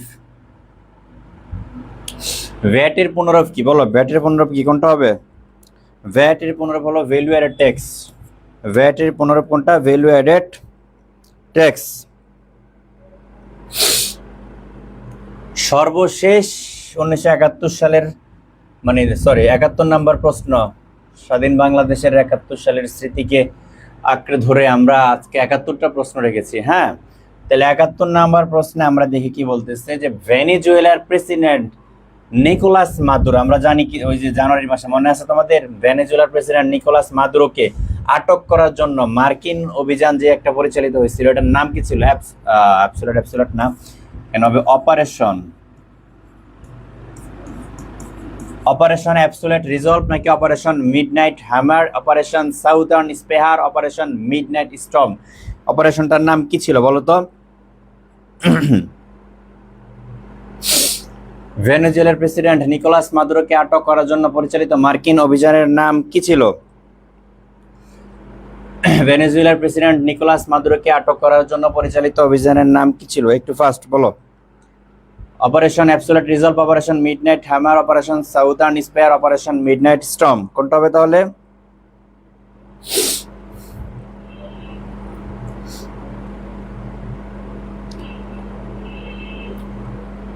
আচ্ছা, অপারেশন অ্যাবসোলিউট রিজার্ভ, সবাই অ্যান্সার করো। ক number? Operation absolute, midnight hammer না, operation absolute reserve, operation absolute reserve. আচ্ছা, এই প্রশ্নটা, এই বিষয়টা সম্পর্কে আমরা একটু ইনফরমেশন জেনে নিই, যেগুলো পরীক্ষার জন্য অত্যন্ত গুরুত্বপূর্ণ আসতে পারে। যেমন ধরো, এই শেষে আরো কিছু ইনফরমেশন আছে অত্যন্ত গুরুত্বপূর্ণ, সেটা হলো কবে যে প্রেসিডেন্ট নিকোলাস মাদুরোকে উঠে নিয়ে যাওয়া হয়েছিল, এটা কবে? তোমাদের জানা আছে, মনে আছে কবে? এটা তারিখটা মনে আছে? লিখে বলো, একটু কমেন্ট করো। 2026 সালের 3 জানুয়ারি, 2026 সালের 3 জানুয়ারি, একটু কমেন্ট করো। তাহলে কয় তারিখে প্রেসিডেন্ট মাদুরোকে উঠিয়ে নেওয়া হয়েছিল? 2026 সালের 3 জানুয়ারি, একটু কমেন্ট করে ফেলো। কবে? 2026 সালের 3 জানুয়ারি, একটু কমেন্ট করো তো। 2026 সালের 3 জানুয়ারি। এবং যে ফোর্সের মাধ্যমে নেওয়া হয়েছিল, যে ফোর্সগুলো, আমেরিকার যে ফোর্স, সেই ফোর্সের একটা নাম হলো ডেল্টা ফোর্স, ডেল্টা ফোর্স, হ্যাঁ। আরেকটা ছিল এফবিআই, ডেল্টা ফোর্স, আর একটা হলো ডেল্টা ফোর্স, আর একটার নাম কি? এফবিআই। এই দুইটা একটু কমেন্ট করে ফেলো, ফোর্সগুলো কি? ডেল্টা ফোর্স আর একটা হলো কি? এফবিআই। ডেল্টা ফোর্স আর একটা এফবিআই, এই দুইটা ফোর্সের মাধ্যমে নিকোলাস মাদুরোকে 2026 সালের 3 জানুয়ারি কি করা হয়? উঠিয়ে নিয়ে যাওয়া হয়, ঠিক আছে। এবং নিয়ে কোথায় নিয়ে যাওয়া হয়? ইউএস এর নিউ ইয়র্কে নিয়ে যাওয়া হয়। ওকে, আচ্ছা, গেল এইটা। আমরা আবার কিছু অত্যন্ত গুরুত্বপূর্ণ ইনফরমেশন দেখি। দেখো, হেনলি ফাস্টফুড সূচক, অর্থাৎ বিশ্বের যে এতগুলা 195টা স্বাধীন দেশ, এই 195টা স্বাধীন দেশের মধ্যে যে পাসপোর্ট আছে, কোন দেশের পাসপোর্টের মান কত উন্নত, বাংলাদেশের অবস্থানটা কি, সেখানে আমরা একটু দেখি। তো দেখো, এই বছর হেনলি পাসপোর্ট সূচকটা প্রকাশ হয় জানুয়ারি 2026 সালে। জানুয়ারি প্রকাশ করে কে? যুক্তরাজ্য ভিত্তিক পরামর্শ প্রতিষ্ঠাতা হ্যানলি অ্যান্ড পার্টনার্স। প্রশ্ন আসতে পারে যে পাসপোর্ট সূচকের যেই র্যাঙ্কটা, এটা আবিষ্কার করে কারা? প্রতিষ্ঠানটা হলো হ্যানলি অ্যান্ড পার্টনার্স। অন্তর্ভুক্ত দেশ অঞ্চল টোটাল 199টা দেশ, এগুলোর মধ্যে তারা ইয়ে করে। তাহলে প্রতিবেদনের শিরোনামটা কি ছিল এবার? দ্য হ্যানলি পাসপোর্ট ইন্ডেক্স, এতটুকু। প্রশ্ন আসতে পারে না, কিউএন 2026, আচ্ছা, Q1 2026 হ্যানলি পাসপোর্ট, অর্থাৎ সবচেয়ে উন্নত বা সুবিধা কোন পাসপোর্টে? দেখো, গ্লোবাল র্যাঙ্কিং প্রতিবেদন অনুযায়ী সবচেয়ে শক্তিশালী পাসপোর্ট হলো সিঙ্গাপুরের। তাহলে বিশ্বের সর্ববৃহৎ পাসপোর্ট সিঙ্গাপুরের। কেন? কারণ এই দেশের নাগরিকরা ভিসা ছাড়াই যেতে পারেন অন্তত 192টা দেশে। তাহলে সিঙ্গাপুরের একটু কমেন্ট করে ফেলো। সবচেয়ে শক্তিশালী, বিশ্বের 199টা দেশের মধ্যে সবচেয়ে শক্তিশালী পাসপোর্ট কোন দেশের? একটু কমেন্ট করো। 199টা দেশের মধ্যে সবচেয়ে শক্তিশালী পাসপোর্ট হলো সিঙ্গাপুরের। কোন দেশের? সিঙ্গাপুরের। সিঙ্গাপুরের পাসপোর্টধারীরা ভিসা ছাড়াই যেতে পারেন অন্তত 192টা দেশে। সিঙ্গাপুরের পাসপোর্টধারীরা যেতে পারেন অন্তত 192টা দেশে। কয় দেশে? 192টা থেকে। আর বাংলাদেশের অবস্থান সেই জায়গায় 95তম। কততম? 95তম। বাংলাদেশের পাসপোর্টধারীরা আগাম ভিসা ছাড়া যেতে পারবে মাত্র 37টা দেশে। কয়টা দেশে? 37টা দেশে। তাহলে একটু কমেন্ট করে ফেলো যে সবচেয়ে শক্তিশালী পাসপোর্ট কোন দেশের, সেই দেশের পাসপোর্টধারীরা ভিসা ছাড়া কয়টা দেশে যাইতে পারবে, এবং বাংলাদেশের অবস্থান কততম, এবং বাংলাদেশের পাসপোর্টধারীরা ভিসা ছাড়া কয়টা দেশে ভ্রমণ করতে পারবে। একটু বিষয়গুলা কমেন্ট করে ফেলো। এবং লাস্ট যে ইনফরমেশনটা আজকে ক্লাসের শেষ, আর না এটাই শেষ, সেটা হলো যে সর্বনিম্ন দেশ, 101তম দেশ, সর্বনিম্ন 101তম দেশ হলো আফগানিস্তান। ভিসা ছাড়া যেতে পারে মাত্র 24টা দেশে। তাহলে প্রশ্ন আসতে পারে সবচেয়ে শক্তিশালী দেশ কোনটা? কোনটা পাইলাম আমরা? সিঙ্গাপুর। 192টা দেশে যাইতে পারে ভিসা ছাড়া। বাংলাদেশের অবস্থান ছিল 195তম, যাইতে পারে কয়টা দেশে? বাংলাদেশের অবস্থান কত ছিল বলো তো? 95তম, যাইতে পারে 37টা দেশে। আর সর্বনিম্ন হলো আফগানিস্তান, যাইতে পারে 24টা দেশে। সো আজকের ক্লাস এতটুকুই। আজকের ক্লাসটা কেমন লাগছে তোমরা একটু কমেন্টে জানাও তো, রেসপন্স করো। ক্লাস কি বুঝতে পারছো কিনা? ফার্স্ট ক্লাস সবকিছু বুঝতে পারছো কিনা? আশা করি সবাই বুঝতে পারছো। সবার জন্য শুভকামনা রইল। এর আগে এটা আমার লাস্ট ক্লাস। দেখা হবে তোমাদের সাথে পরবর্তী কোনো ক্লাসে। ততক্ষণ যদি আল্লাহ বাঁচে রাখে তাহলে দেখা হবে নেক্সট ক্লাসে। সবাই ততক্ষণ ভালো থাকো, সুস্থ থাকো, এবং আমার জন্য দোয়া কইরো। দোয়া চাই তোমাদের কাছে, এবং তোমাদের জন্য, সবার জন্য শুভকামনা রইল। ইনশাল্লাহ তোমরা কোথাও না কোনো জায়গায় চান্স পাও, এতটুকু আশা করি। সবাই ভালো থাকো। আসসালামু আলাইকুম, আল্লাহ হাফেজ।